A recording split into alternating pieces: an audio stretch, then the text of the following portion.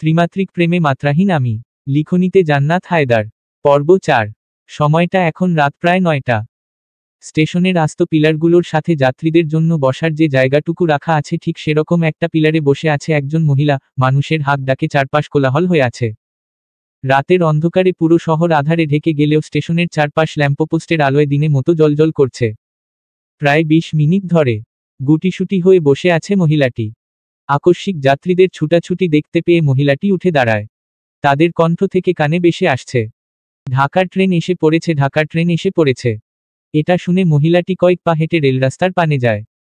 Rail স্টেশনের ছাউনি থেকে মাথাটা একটু বের করে বেঁকিয়ে সামনে তাকালে দেখতে পায় সত্যি অন্ধকারের ভিড়কে ঠেলে একচক্ষু তীক্ষ্ণ আলো নিয়ে প্রগতিতে একটি ট্রেন তাদের পানে তেড়ে আসছে। ট্রেনটার সামনের একচক্ষু বাতিটাকে রাতের বেলায় দেখার জন্য ট্রেনের চোখ বললেও ভুল হবে না। ট্রেনটা যত সমনে আসছে ট্রেন চলার ট্র্যাক দুটির কম্পন আওয়াজ ততই বেড়ে চলছে। ট্রেনটি ধীরে ধীরে স্টেশনের নাগাল ছুতেই হুড়োহুড়ি করে যাত্রীদের নামা শুরু হয়, কে কার আগে নামবে সেটা নিয়ে রীতিমতো প্রতিযোগিতা শুরু হয়েছে। এত প্রতিযোগীর মাঝে মহিলাটার চোখ খুঁজে চলছে তার মানুষটাকে। আকস্মিক মহিলাটিকে পিছনে থেকে একটি মেয়ে জড়িয়ে ধরে আহ্লাদ স্বরে বলে ওঠে, মা। মহিলাটি পিছন ফিরে মেয়েটির পানে তাকিয়ে মলিন হেসে বুকে টেনে নেয়। মেয়েটি আর কেউ নয়, তার মেয়ে ঐশী। প্রায় 6 ঘন্টার জার্নি শেষে চট্টগ্রাম রেল স্টেশনে ফিরল রনি, ঐশী আর আজরিন। এক একজনের থেকে এক একজনের অবস্থা প্রায় নাজেহাল। আজকে তাদের চট্টগ্রাম ফিরাটা ছিল সম্পূর্ণ পরিকল্পনার বাহিরে। পরীক্ষা শেষে আজরিন আর ঐশী খুবই হাস্যোজ্জ্বল মুখ নিয়ে গেইট দিয়ে বের হচ্ছিল। তাদের দুজনকে দেখে বুঝার বাকি নেই পরীক্ষা আজ তাদের ভালোই হয়েছে। এদিকে গেইটের বাহিরে তাদের আসার প্রত্যাশায় দাঁড়িয়ে আছে রনি আর রূপা। ঐশী আর আজরিনকে গেইট দিয়ে বের হতে দেখে রূপা আজরিনকে ভাবিয়া বলে চেঁচিয়ে ওঠে। রূপার ডাক আজরিন আর এশির কান পর্যন্ত পৌঁছালে তাদের নজর পড়ে রূপা আর রনির পানে।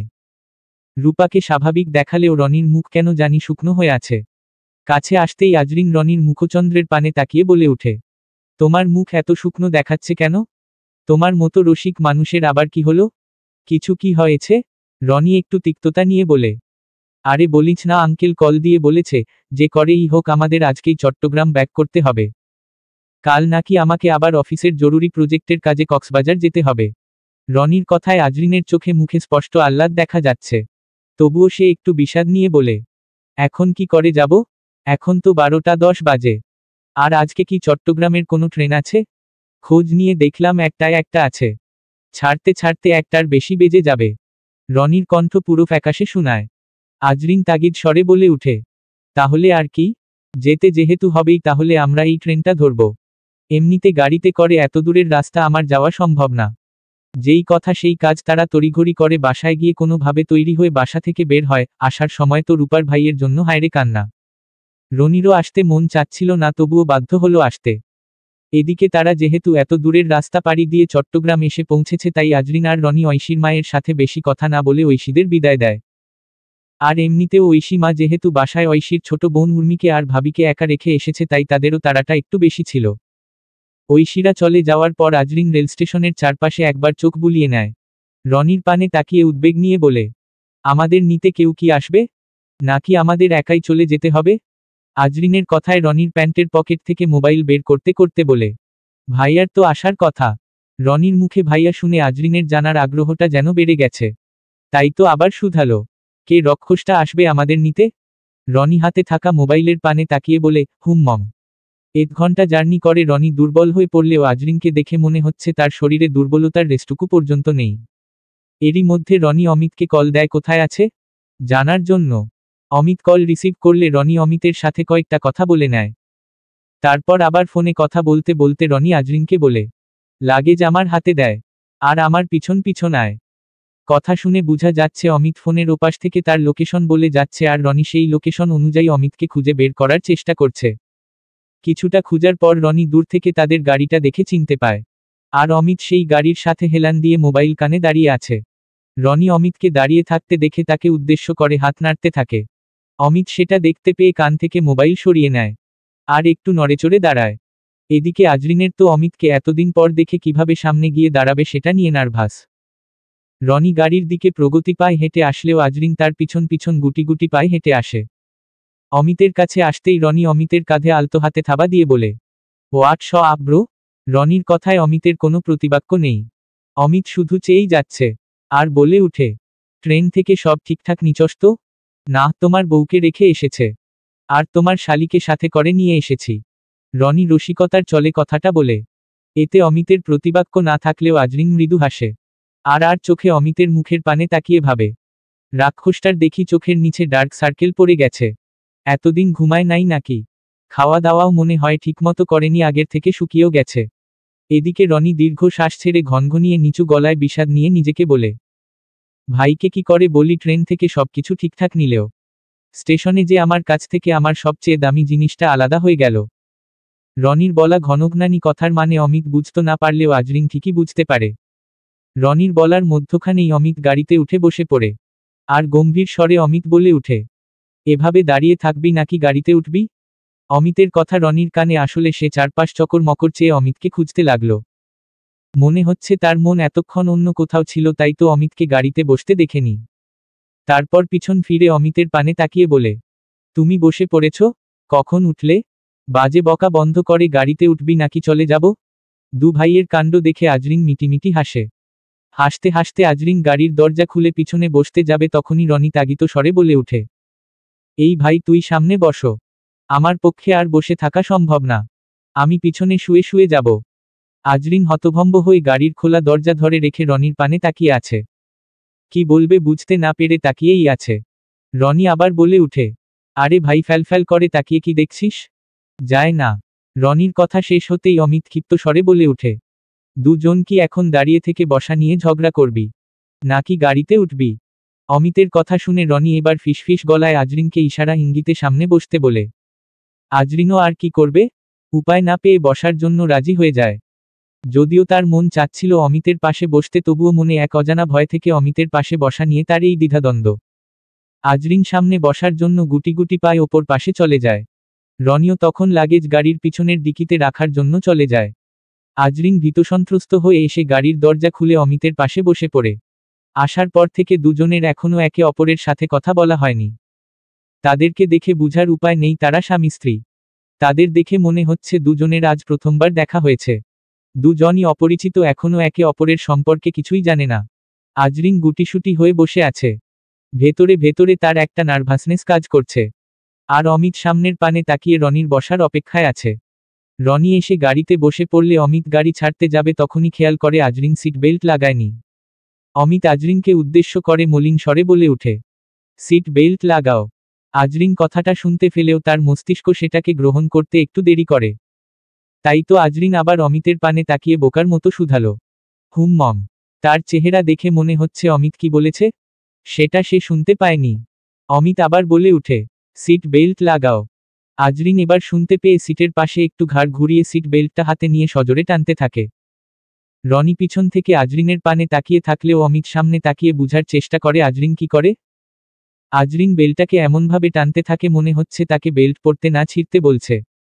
আজরিনের এমন করা দেখে অমিত এবার নিজেকে ঠিক রাখতে পারল না। আজরিন কিছু বুঝে ওঠার আগেই সে আজরিনের কাছে এসে তার হাত বেল্ট থেকে সরিয়ে নিজেই পরিয়ে দিতে লাগল। অমিতের এত কাছে আসায় আজরিন নির্ভীক চোখে অমিতের পানে তাকিয়ে আছে। এতদিন পর অমিতের গায়ের সেই চিরচেনা সুবাস আজরিনকে মুহূর্তে মাতাল করে দেয়। তার গা শিরশির করে উঠে। হাতের পশম দাঁড়িয়ে যায়। একটা অদ্ভুত শীতল হাওয়া এসে তার গা ছুঁয়ে যাচ্ছে। এদিকে অমিত বেল্ট লাগিয়ে দেয় তো নিচু গলায় বলতে থাকে, কি পার তুমি? না পার গাড়ির বেল্ট লাগাতে, আর না পার হেলমেটের বেল্ট লাগাতে। আজরিন নিচু গলায় মলিন স্বরে বলে, লাগাতে পারি তো, এটা আসতে ছিল না। এদিকে রনি পিছন থেকে একটা কুসুম নিয়ে শুতে শুতে বলে, আরে ভাই সবই পারে। এসব হচ্ছে মেয়েদের নেকামি। রনির কথায় আজরিন তেজ নিয়ে বলে উঠে, আমি বলছি আমি পারি না, এটা আসতে ছিল না। হ্যাঁ হ্যাঁ বুঝি বুঝি, ক্যাচক্যাচ করিস না। আমি এবার একটু শান্তিতে ঘুমাই। এটা বলতে বলতে রনি ঘুম আসার প্রত্যাশায় আখি জোড়া বন্ধ করে নেয়। ততক্ষণে অমিতও গাড়ি চালাতে থাকে। ওড়নার এক কোণ দু হাত দিয়ে ধরে পায়চারি করতে করতে গুনগুনিয়ে গান গাইতে গাইতে রুমে পানে যাচ্ছে আজরিন। তাকে দেখে মনে হচ্ছে হৃদয় তার খুবই উৎফুল্লে তা ধিনধিন নাচছে। উৎফুল্ল তো হওয়াই কথা, অ্যাডমিশন নামক পরীক্ষাগুলোর চাপ যে এখন আর মাথায় নেই। এখন শুধু রেজাল্ট পাওয়ার প্রত্যাশায় দিন গুনছে। ঢাকার রেজাল্ট নিয়ে এতটা চিন্তা না হলেও চট্টগ্রামের রেজাল্ট নিয়ে একটু উদ্বিগ্নে আছে। সেদিন পরীক্ষার আগের রাতে আজরিন পড়াশোনা বাদ দিয়ে সারা সন্ধ্যায় থেকে বিছানায় গুটিসুটি হয়ে শুয়ে আছে।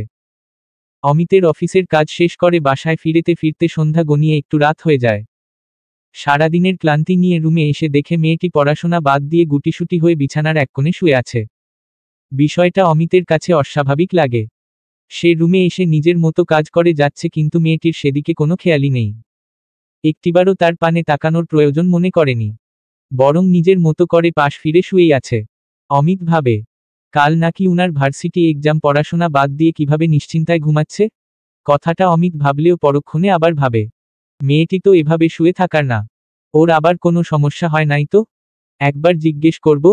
ভাবতে ভাবতে অমিত এবার মুখ ফসকে মলিন স্বরে বলেই পেলে, এই মেয়ে, শুনছো তুমি কি ঘুমিয়ে আছো? অমিতের কথায় আজরিন পিছন ফিরে তাকায়। চোখ দুটো তার লাল হয়ে আছে। সে অমিতের কথার প্রতিবাক্য তেজ নিয়ে বলে, আমার নাম আজরিন, মিসেস আজরিন। এটা বলে মাঝপথে থমকে গিয়ে ফ্যালফ্যাল করে অমিতের পানে তাকিয়েই আছে। আজরিনের নিশ্চুপ তাকানো দেখে অমিত বলে, নাম জিজ্ঞেস করিনি, তুমি ঠিক আছো সেটা জানতে চাচ্ছি।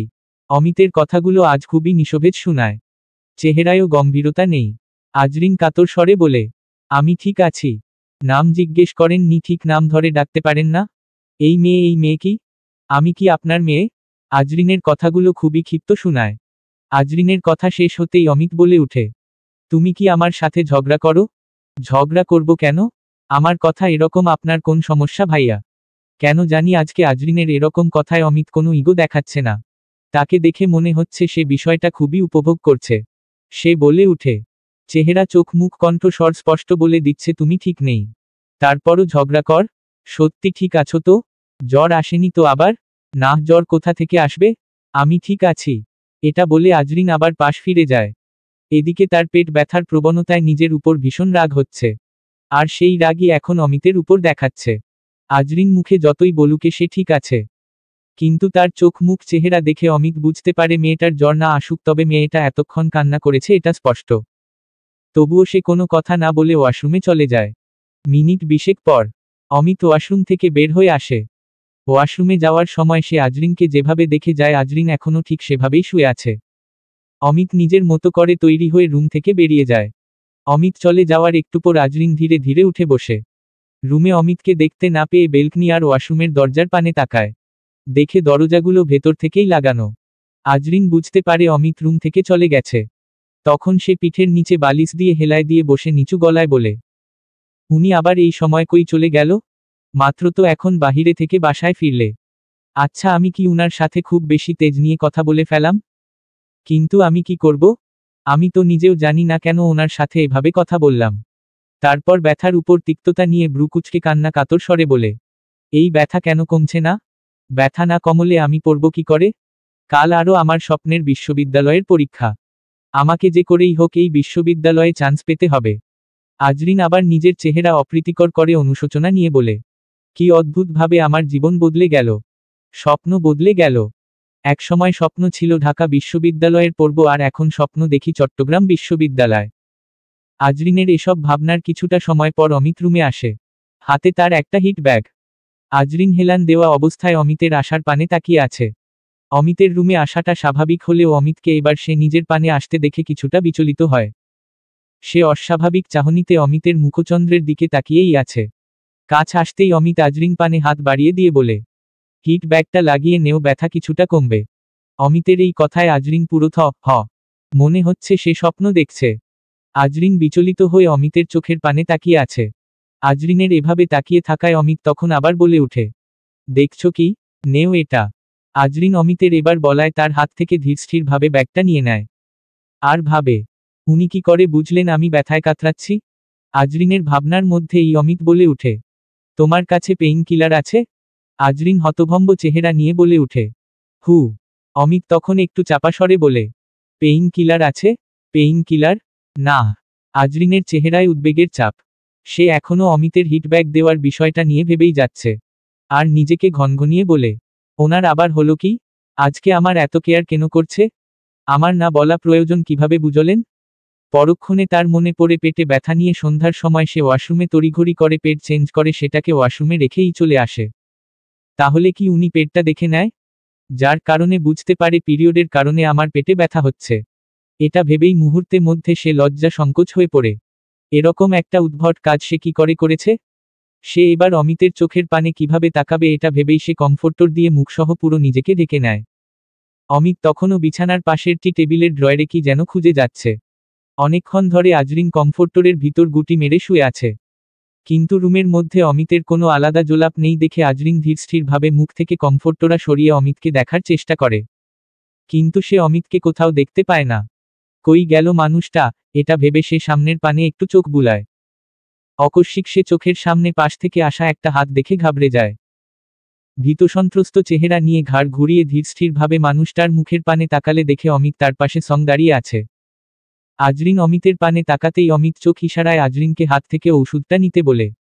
আজরিন কাঁপা কাঁপা স্বরে বলে, আপনি কখন এসে এখানে দাঁড়ালেন? আমি কেন আপনাকে এতক্ষণ দেখতে পাইনি? তুমি আমায় রাক্ষস ভাবো না। তাই দেখতে পাওনি কারণ আমি আমার ইচ্ছে মতো মানুষকে নিজের অস্তিত্ব দেখাই। আপনি সত্যি অমিত ভাইয়া তো? চেহারায় তার পুরো বিচলিত। কি মনে হয় তোমার? চোখ বন্ধ করে আমায় উপলব্ধি করতে পারো। আর এখন চোখ খোলা রেখে দেখেও বুঝতে পারছো না আমি সত্যি কি মিথ্যা? বাজে ভাবা বন্ধ করে ঔষধটা নিয়ে খেয়ে নেও। আজরিন অমিতের হাতের পানে তাকিয়ে বিস্ময়কর স্বরে বলে, ঔষধ? কিসের ঔষধ? Pain killer. খেয়ে নেও। আজকে অমিতের কথাগুলো শান্ত শোনায়। আজরিন আলতো হাতে অমিতের হাত থেকে ঔষধটা নিয়ে নেয়। তারপর ওষুধটা খাওয়ার জন্য পানি নিতে উঠতে যাবে তখনই অমিত বলে ওঠে, তুমি বস আমি এনে দিচ্ছি। অমিতের তার প্রতি এত কেয়ার দেখে আজরিন নির্ভীক দৃষ্টিতে অমিতের পানে তাকিয়ে ভাবে, সত্যিকারে অর্থে আপনি মানুষটা এমন। কিন্তু তবুও কেন সবসময় এত গম্ভীর দাম্ভিক চেহারা নিয়ে থাকেন? কখন মনে হয় আপনি ফুল কখন বা মনে হয় আসলে আপনি একটা গমরামুখ রাক্ষস। সত্যি আপনাকে চিনতে বুঝতে জানতে হলে আপনার ভিতরে যেতে হবে। যে আপনার ভিতরের মানুষটাকে চিনতে পারবে সে কখন আপনাকে কোনো কিছুর বিনিময়ে ছাড়তে পারবে না। অফসোস রুহি আপু আপনাকে চিনল কিন্তু আপনার ভেতরের মানুষটা চিনল না। কথাগুলো ভাবতে ভাবতে আজরিন অমিতের এনে দেওয়া ওষুধটা খেয়ে নেয়। সেদিন রাতে অসুস্থর জন্য আজরিন ভালোভাবে পড়তে পারেনি। পরের দিন আগের পড়ার ধারণা থেকে চট্টগ্রাম বিশ্ববিদ্যালয়ের পরীক্ষা দিয়ে আসে। তাই তো সে এখন রেজাল্ট নিয়ে কিছুটা উদ্বিগ্নে আছে। অতীত, বর্তমান। গুনি গান গাইতে গাইতে আজরিন রুমের দরজার কাছে আসতেই দেখে অমিত বিছানার সাথে হেলান দিয়ে রুমের মেঝেতে বসে কাতরাচ্ছে। অমিতকে এই রকম মূর্ছ অবস্থায় দেখে আজরিন যেন চোখে মুখে তারা দেখে। হুড়মুড়িয়ে প্রগতিতে অমিতের কাছে ছুটে আসে। মুহূর্তের মধ্যে সে অস্থির হয়ে পড়ে অমিতের পাশে হাঁটু ঘেরে বসে ভীতসন্ত্রস্ত স্বরে অমিকে বলতে থাকে, কি হয়েছে আপনার? আপনি এভাবে কাতরাচ্ছে কেন? আপনি ঠিক আছেন? একদমে আজরিন অমিতের পিঠ মেসাজ করতে করতে কথাগুলো বলতে থাকে। অমিত কাতরাতে কাতরাতে নিঃশ্বাস ছেড়ে ছেড়ে কাতর স্বরে বলে, আমি আমি জানি না আমার কি হয়েছে। আকস্মিক পেটের ডান পাশে ব্যথা শুরু হয়ে যায়। মনে হচ্ছে আমার অ্যাপেন্ডিসাইটিসের ব্যথাটা বেড়ে গেছে। অ্যাপেন্ডিসাইটিসের ব্যথা বেড়ে গেছে মানে? কোথায় ব্যথা করছে? আপনি পানি খাবেন? আপনাকে পানি এনে দেই। অস্থিরতা নিয়ে আজরিন এসব বলতে থাকে। রুমে এসি চলছে তবুও অমিতের কপাল ঘেমে একাকার। আজরিন ওড়না আঁচল দিয়ে অমিতের কপালে ঘাম মুছতে থাকে। এদিকে অমিতের ক্লেশ যেন বেড়েই চলছে। সে ফোপাতে ফোপাতে আজরিনের এক হাত শক্ত করে ধরে আছে। চোখ মুখ যেন তার উল্টে যাচ্ছে। অমিতের এত ক্লেশ দেখে আজরিনের এবার চোখ দিয়ে প্রগতিতে অশ্রু ঝরতে থাকে।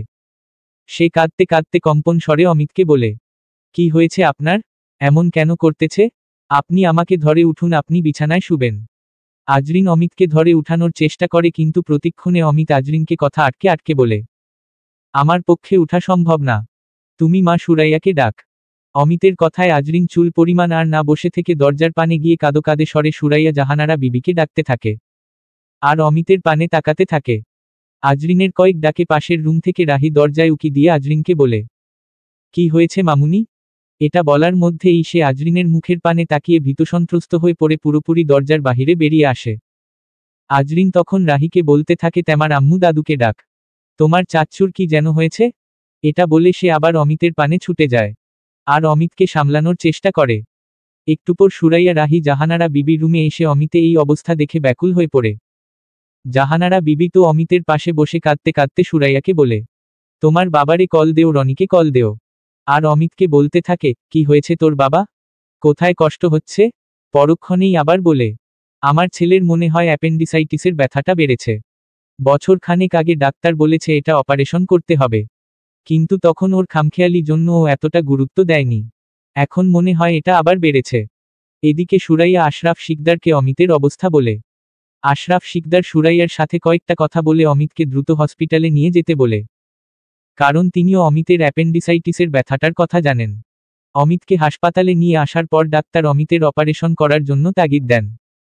পরবর্তীতে হাসপাতালে সকল নিয়ম নীতি সম্পূর্ণ করে অমিতকে অপারেশন থিয়েটারে নিয়ে যেতে যেতে সন্ধ্যা পেরিয়ে রাত হয়ে যায়। প্রায় 1 ঘন্টা যাবৎ অপারেশন থিয়েটারে বাহিরে করিডোরে বসে আছে জাহানারা বিবি আর আজরিন। রনি তাদের সামনেই করিডোরে এপাশ থেকে ওপাশে পায়চারি করতে থাকে। সবার এখন একটাই প্রত্যাশায় কখন অপারেশন থিয়েটারের দরজার উপরে থাকা বাতিটার আলো বন্ধ হবে, কখন ডাক্তার এসে বলবে অপারেশন ভালোভাবে সম্পূর্ণ করা হয়েছে। মুমূর্ষু অবস্থায় অমিতকে যখন হাসপাতালে আনা হয় তখন ডাক্তার অমিতের কন্ডিশন দেখে বলেছে, আপনাদের রোগীকে আনতে এত দেরি হলো কেন? ওনাকে আরও আগে নিয়ে আসা উচিত ছিল। উনি যে এখনো বেঁচে আছে সেটা আপনাদের ভাগ্য, যার কারণে এখন সবার ভয়টা যেন একটু বেশিই। এদিকে আশরাফ শিকদার আসতে পারেনি দেখে একটু পর পর রনিকে কল দিয়ে ছেলের খোঁজ নিচ্ছেন। আজরিনও বাড়িতে কল দিয়ে মাকে সবটা জানায়। জামিন খাতুন সব কিছু শুনে মেয়ে জামাইকে দেখতে কালকের মধ্যে আসতে চায়, কিন্তু আজরিন মাকে আসতে নিষেধ করে দেন। জামিনা খাতুন এমনিতেই হার্টের রোগী, তার উপর এত দূরের রাস্তার জার্নি করে আসতে গেলে নিজেই অসুস্থ হয়ে পড়বেন। বাবার পরিবারের সবার আদরের ছোট মেয়ে আজরিন, বয়সের তুলনার পরিবারের কাছ থেকে হয়তো আদরটা একটু বেশিই পেয়ে গেছে, তাই তো এত অল্প বয়সে তাকে ঘর ছাড়া হতে হলো।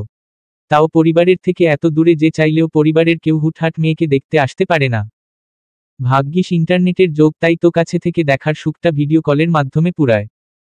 ঘণ্টাখানেক পর বাতিটা বন্ধ হতে দেখে আজরিন বাতিটার পানে তাকিয়ে উদ্বেগ চেহারা নিয়ে জাহানারা বিবিকে বলে, মা অপারেশন মনে হয় হয়ে গেছে, দেখুন না বাতিটা বন্ধ করা হয়েছে। আজরিনের কথা রনির কান পর্যন্ত পৌঁছালেও জাহানারা বিবি আর রনি দুজনেই বাতিটার পানে তাকায়। জাহানারা বিবি তখন ধীরস্থিরভাবে বসা থেকে উঠতে উঠতে নিচু স্বরে বলেন, হয়তো। আজরিনও তখন উঠে পড়ে। একটু পর ডাক্তার থিয়েটার থেকে বেরিয়ে আসেন। জাহানারা বিবি ডাক্তারকে বের হতে দেখে তার কাছে ছুটে গিয়ে বলে, ডাক্তার, আমার ছেলে এখন কেমন আছে? ও ঠিক আছে তো? জাহানারা বিবির অস্থিরতা দেখে ডাক্তার বলে, আপনি শান্ত হন, উনি এখন সম্পূর্ণভাবে বিপদমুক্ত। আমরা অপারেশন ভালোভাবে সম্পূর্ণ করতে সক্ষম হয়েছি। একটু পরই ওনাকে বাহির করে কেবিনে নিয়ে যাওয়া হবে, ততক্ষণ আপনার অপেক্ষা করুন। তবে হ্যাঁ, বলতেই হয় উনি অনেক স্ট্রং মানুষ, ব্যথাটা সহ্য করার ক্ষমতা ওনার ছিল বলেই উনি এখনো বেঁচে আছে। উনার জায়গায় অন্য কেউ হলে কি হতো? এটা বলে ডাক্তার অনুশোচনার মাথা নেড়ে চলে যায়। ডাক্তার চলে যাওয়ার মিনিট 5 পর অমিতকে বাহিরে নিয়ে এসে কেবিনে নিয়ে যাওয়া হয়। তখনও অমিত জ্ঞানহারা। রনি নার্সকে কখন অমিতের জ্ঞান ফিরবে সেটা জানতে চাইলে নার্স বলে, সেটা সম্পূর্ণ ওনার উপর নির্ভর করে। সাথে নার্স রনিকে এটাও বলে, ওনার সাথে আপনারা কেবিনে যে কোনো একজন থাকতে পারবেন, আর এই মুহূর্তে রোগীর কান পর্যন্ত যেন আপনাদের বলা কথা না পৌঁছায়। কথা বলতে হলে বাহিরে গিয়ে বলবেন। আরও বলেন, 5 মিনিটের মধ্যেই কেবিন খালি করে দিন। আর কোনো কিছুর প্রয়োজন হলে রোগীর সিটের পাশে ছোট টেবিলটাতে একটা কলিং বেলে সুইচ আছে, সেটাতে চাপ দিলে সাথে সাথে আমরা কেউ একজন চলে আসব। একদমে কথাগুলো বলে নার্স মেয়েটি চলে যায়। রাত অনেক হয়েছে, অমিতের এখনো জ্ঞান ফিরেনি। আশরাফ শিকদারও অফিস শেষে ছেলেকে দেখতে সোজা হাসপাতাল চলে আসে। কিছুটা সময় হাসপাতালে থাকার পর আশরাফ শিকদার জাহানারা বিবি আর আজরিনকে উদ্দেশ্য করে বলে, অনেক রাত হয়েছ, আমি ড্রাইভারকে বলে দিচ্ছি, তোমরা বাড়িতে চলে যাও। অমিতের যেহেতু অপারেশন ভালোভাবে সম্পূর্ণ হয়েছে, তাহলে ওর যে কোনো সময়ই জ্ঞান ফিরবে, এটা নিয়ে এত চিন্তা করার কিছু নেই। আমি আর রনি অমিতের কাছে থাকছি। আশরাফ শিকদারের কথা শুনে আজরিন ভাঙ্গা মন আরও ভেঙে যায়। অমিতকে এভাবে রেখে সে বাড়িতে কিভাবে যাবে এটা ভেবেই তার মুখ পুরো বিষাদে ঢেকে আছে। তার অমিতের কাছে থাকার কথা শ্বশুরকে মুখ ফুটে বলতেও পারছে না। তার এই বিষাদে ঢাকা মুখচন্দ্র কেউ দেখতে না পেলেও রনি ঠিকই দেখতে পায়। তাই তো আশরাফ শিকদারের কথার প্রতিবাক্যে রনি বলে উঠে, আঙ্কেল, তুমি সারাদিন অফিস করে এসেছ, তুমি এমনিতে অনেক ক্লান্ত, এই অবস্থায় তুমি কি করে এই হাসপাতালের কোলাহল পরিবেশ নিদ্রাবিহীন রাত কাটাবে? তুমি বরং খালাম্নিকে নিয়ে চলে যাও। আমি আর আজরিন অমিত ভাইয়া কাছে থাকি। আমি এদিকটা সামলে নিব, আর যতই হোক হাসপাতালে একজন মেয়েলোকেরও থাকা উচিত। রনির কথায় আশরাফ শিকদার একটু ভেবে প্রত্যুত্তর দিলেন, তুমি খারাপ বলনি, তাহলে বরং আমি আর জাহানুই চলে যাই। অনেক রাত হয়েছে, তার উপর সুরাইয়া বাড়িতে নাতনি দুটাকে নিয়ে একা। আশরাফ শিকদারের কথায় জাহানারা বিচলিত চেহারা নিয়ে তার মুখের পানে তাকিয়ে বলে, আমি আমার ছেলেকে এই অবস্থা রেখে চলে যাব? এই নিয়ে তাদের মধ্যে কয়েকটা কথা হয়। শেষ পর্যন্ত জাহানারা বিবি বাড়িতে যেতে রাজি হন। যাওয়ার আগে সে কেবিনে গিয়ে ছেলের মাথায় হাত বুলিয়ে দিয়ে কপালে চুমু এঁকে বারবার পিছন ফিরে ছেলের পানে তাকিয়ে বাহিরের পানে আসেন। এদিকে থাকা নিয়ে ঝামেলা শেষে আজরিন যে অমিতের কাছে থাকতে পারছে এই নিয়ে তার মনটা একটু প্রশান্ত হয়। জাহানারা বিবি কেবিন থেকে বেরিয়ে আসলে আশরাফ শিকদারকে উদ্দেশ্য করে বলে, আরিফকে কল দিয়েছেন? আর মাকেই বা শুনিয়েছেন ওনার আদরের ছোটকুর যে এই অবস্থা? কি বল তুমি, মাকে বললে তো উনি এখনই জামালের মাথা শেষ করবে চলে আসতে। ওনার শরীর এখন অনেক খারাপ, তাই জামালকে কল দিয়ে বলেছি। আর মাকে বলতে নিষেধ করেছি অমিত সুস্থ হোক তারপর বলবো। আর আরিফ? ওকে হয়তো এতক্ষণে সুরাইয়া বলে ফেলছে। এ নিয়ে কথা বলতে বলতে জাহানারা বিবি আর আশরাফ শিকদার চলে যায়। যাওয়ার আগে জাহানারা বিবি রনিকে আজরিন অমিতের ভালোভাবে খেয়াল রাখতে বলে। আর আশরাফ শিকদার রনিকে বলে অমিতের প্রতি মুহূর্তের খবর রনি যেন ওনাকে জানায়। আশরাফ শিকদার আর জাহানারা বিবি চলে যাওয়ার কিছুক্ষণ পর রনি আজরিনকে অমিতের কাছে থাকতে বলে নিজে কই যেন চলে যায়। যাওয়ার আগে আজরিনকে এটা বলে যায়, কোনো কিছুর প্রয়োজন হলে যেন তাকে সাথে সাথে জানায়। রনি চলে যাওয়ার পর আজরিন কেবিনের দরজা খুলে গুটি গুটি পায়ে অমিতের পানে হেঁটে যাচ্ছে। চোখে মুখে তার স্পষ্ট হতাশা দেখা যাচ্ছে। অমিতকে এই অবস্থায় শুয়ে থাকতে দেখে তার হৃদয় পুড়ছে। ক্লেশে বুক ভারী হয়ে আছে। অশ্রুতে তার চোখ দুটো ঝাপসা হয়ে আসে। অমিতের মাথার পানে আসতেই সে একটু ঝুঁকে আলতো হাতে তার চুলে হাত বুলাতে থাকে। সে সম্ভাষণহীন অমিতকে অপল দৃষ্টিতে দেখেই যাচ্ছে। তার দেখার স্বাদ যেন মিটছে না। সে নিজেও জানে না মানুষটার চেহারায় কি আছে, যেটার পানে তাকিয়ে সে অনায়াসে বছরের পর বছর পাড়ি দিতে পারবে। পেজ জানাত হেইডার জান্নাত হায়দার। একটা সময় সে পাশ থেকে চেয়ার টেনে অমিতের মাথার কাছাকাছি বসে অমিতের হাত নিজের ডান হাতের উপর রেখে সেটাকে বা হাত দিয়ে আলতোভাবে মুছতে থাকে। তারপর নিজের ক্লেশ কিছুটা কমানোর জন্য মাথাখানা অমিতের হাতে উপর ঠেকায়। এভাবেই সে বুকের এক আকাশ পরিমাণ ক্লেশের ভারে অমিতের হাতে মাথা রেখে ক্লান্তির নিদ্রা নিয়ে নিদ্রার মহলে হারিয়ে যায়। ঘড়ির কাঁটায় তখন কয়টা তা জানা নেই। আকস্মাৎ অমিতের জ্ঞান ফিরে। মিটিমিটি করে আঁখি মেলে সিলিং এর পানে তাকায়। নিদ্রান্ত মস্তিষ্কটা তার ধীরস্থিরভাবে কাজ করে। সে কই আছে সেটা বুঝার জন্য চারপাশে চোখ বুলায়। চারপাশ দেখে ধীরে ধীরে তার সবটা মনে পড়ে। এতক্ষণ নিজের হাতটা উপলব্ধি করতে না পারলেও এখন তার কাছে নিজের ডান হাতটা একটু ভারী লাগে। হাতের পানে তাকাতেই দেখে একটা মানুষ তার হাতটাকে দুহাত দিয়ে আঁকড়ে ধরে সেটার উপর মাথা রেখে শুয়ে আছে। মানুষটার চেহারার পানে তাকিয়ে সে একটু মৃদু হাসে। অনেকক্ষণ যাবৎ হাতটা তার এভাবে থাকায় এখন সেটা অবশ হয়ে আছে। সেটাকে একটু নাড়ানোর দরকার, কিন্তু মানুষটার চেহারার পানে তাকিয়ে অমিতের সেটাকে নাড়ানোর সাহস হচ্ছে না। চেহারাটার পানে তাকিয়ে তার মনে পড়ে যায় তাকে মুমূর্ষু অবস্থায় দেখে মেয়েটার ব্যাকুলতার কথা। ভাবে, মেয়েটা আসলেই পাগল? পাগল না হলে কি সারাদিন এত বকাঝোকা করি তবুও আমায় নিয়ে এত ভাবে? তবে হ্যাঁ, মেয়েটা আজ আমার জন্য যা করেছে সবটাই বাচ্চামি ছাড়া আর কিছুই না। সে এগুলো ভাবে আর ঠোঁট বেঁকিয়ে মৃদু মৃদু হাসে। তারপর দীর্ঘ নিঃশ্বাস ছেড়ে নিজেকে নিচু স্বরে বলে, কি করছো অমিত শিকদার? মেয়েদের আর বিশ্বাস করো না।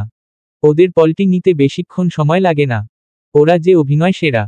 কতক্ষণ এভাবে আনমনা থাকার পর অমিত নিজেকে নিচু গলায় বলে, এখন রাত কয়টা বাজে? কিভাবে জানবো? মেয়েটা কি সারা রাত এভাবেই শুয়ে থাকবে? আমার না হয় হাত যাবে, কিন্তু ওর তো পুরো শরীর মাথা সব যাবে। এভাবে শুয়েও কারো ঘুম আসে কি করে? পরে আশপাশ তাকিয়ে দেখে তার পাশেই আজরিনের মোবাইলটা পড়ে আছে। কিন্তু সে সেটাকে কিভাবে নিবে? তার এক হাত যে আজরিনের দখলে, আর অন্য হাত দিয়ে নিতে গেলে তার কাটা স্থানে টান লাগতে পারে। তবুও সে কি করবে? জানা তো লাগবে। তাই নিজের সাথে যুদ্ধ করে অন্য হাত দিয়ে মোবাইলটাকে হাতে নেয়। মোবাইলটার সাইড বাটনে চাপ দিতেই স্ক্রিনের আলো জ্বলে উঠে সেখানে স্পষ্ট বড় বড় করে দেখা যাচ্ছে 2:35 বাজে। সময়টা দেখে সে মোবাইলটা রাখতে যাবে তখনই তার চোখে পড়ে এসে থাকা ঐশীর মেসেজ। ঠিক রাত 12টায় ঐশী মেসেজ দিয়ে রেখেছে, হ্যাপি বার্থডে মিসেস অমিত, তার উপর আজরিন শিকদার। অমিত মেসেজটা দেখে মোবাইল থেকে চোখ সরিয়ে আজরিনের পানে তাকিয়ে বলে, তাহলে আজ ওনার জন্মদিন? বান্ধবীকে তাহলে আমাদের সম্পর্কের কথাটা বললেন? কিন্তু পরক্ষণে বলে, ঐশী জানলে তো রাহাতকে বলার কথা। আর রাহাত জানলে তো এতদিনে বিষয়টা নিয়ে কল দিয়ে আমার মাথা খেত। সাথে ফ্রেন্ড সার্কেলের সবাইকে বলে তাদের দিয়েও খেত। কিন্তু এমনটা তো কিছুই হলো না। তাহলে কি ঐশীকে বিষয়টা গোপন রাখতে বলেছে? অমিত তখন মোবাইলটা রেখে আজরিনের পানে তাকিয়ে বলে, হবে হয়তো এমন কিছু। তবে হ্যাঁ, এতদিনে এতটুকু বুঝছি মেয়েটা পাগল সাইকো হতে পারে, কিন্তু ওকে বিশ্বাস করা যায়। অমিত এবার আজরিনের চেহারাটা ভালোভাবে নোটিশ করে নিচু গলায় বলে, আমায় রাক্ষস বলে আর ওনায় যে এখন চুলগুলো সামনে এসে পুরো পেতনি মতো দেখা যাচ্ছে। এটা বলে অমিত পাশ থেকে আবার আজরিনের মোবাইলটা হাতে নিয়ে লকের থাকা ক্যামেরা অন করে আজরিনের ছবি তুলে নেয়। তারপর সেটাকে হোম ওয়ালে সেট করে নেয় আর নিচু গলায় বলতে থাকে, এবার ঘুম থেকে উঠে লক খুলে যখন নিজের ভুতুরে ছবিটা দেখবেন তখন নিজেই ভয় লাফিয়ে উঠবে। আর এটাই হয় ওর এবারের জন্মদিনের সেরা সারপ্রাইজ। আশা করি এরকম সারপ্রাইজ ওকে এর আগে কেউ কখনো দেয়নি। ঘুম চোখে আজরিন তার কান চুলকাতে থাকে। ঘুমের ঘোরে থাকলেও সে উপলব্ধি করতে পারে কে যেন তার কানে সুরসুরি দিচ্ছে। সে বিরক্ত হয়ে বারবার কানে হাত দেয়। একটা সময় চোখ খুলে মেজাজা দেখিয়ে বলেই উঠে, দেখ তারি হচ্ছেটা কি? কথাটা বলার পরই তার নজর পড়ে অমিতের পানে। অমিত এক পাশ উঁচু সিটটাতে হেলান দিয়ে শুয়ে আছে। তার শরীরের নিচের অর্ধাংশ পাতলা সাদা কমফর্টার দিয়ে ঢাকা। সে ফ্যালফ্যাল চোখে আজরিনের পানে তাকিয়ে আছে আর মৃদু হাসছে। সেটা দেখে নিমেষে আজরিনের চোখের ঘুম উধাও। সে হম্বিতম্বি করে উঠে দাঁড়িয়ে পড়ে। আকস্মিক ঘুম থেকে উঠায় আখি জোড়া লালচে হয়ে থাকলেও তার ভাবভঙ্গি দেখে বুঝার উপায় নেই সে যে এই মাত্র ঘুম থেকে উঠেছে। পিছন ফিরে তাকিয়ে দেখে রনিও মৃদু হাসে। অমিত রনিকে উদ্দেশ্য করে বলে, তুই এমন কেন করলি? ওকে আরেকটু ঘুমাতে দিতি। বেচারি সারারাত ধরে আমায় পাহারা দিতে দিতে ক্লান্ত হয়ে পড়েছে। আজরিন ঘাড় ঘুরিয়ে রনির পানে তাকিয়ে নিস্তেজ স্বরে বলে, তুমি এতক্ষণ এমন করছো? কি করেছি? কানে কিছু একটা দিয়ে সুরসুরি দিলে। তোকে রেখে গেলাম ভাইকে পাহারা দিতে। এসে দেখি ভাই তোকে পাহারা দিচ্ছে। আজরিন একটু বিলম্বিত হয়ে বলে, বুঝতে পারিনি কখন চোখ লেগে আসল। তারপর অমিতের পানে তাকিয়ে বলে, আপনি ঠিক আছেন? কখন সজাগ হলেন? সারারাত ধরে একটা মানুষের হাতে উপর এভাবে শুয়ে থাকলে মানুষটা কি করে ঠিক থাকে? এটা বলে অমিত হাত নাড়াতে গেলে ব্যথায় কাতরে উঠে। আজরিন হম্বিতম্বি করে অমিতের হাত ধরে বলে, কোথায় লাগছে আপনার? আমাকে বলুন, আমি মাসাজ করে দিচ্ছি।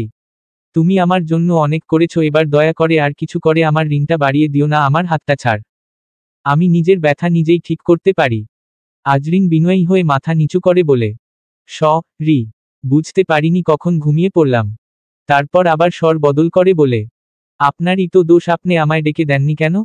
আমার দোষ মানে? ঘুমানোর সময় আমায় জিজ্ঞেস করে ঘুমিয়েছ? যে জাগার সময় তোমাকে আমায় ডাকতে হবে। আর এমনিতেও তুমি নাক ডেকে ঘুমাচ্ছিলে, যার কারণে আমি ডাকলেও আমার ডাক তোমার কান পর্যন্ত পৌঁছাতো না।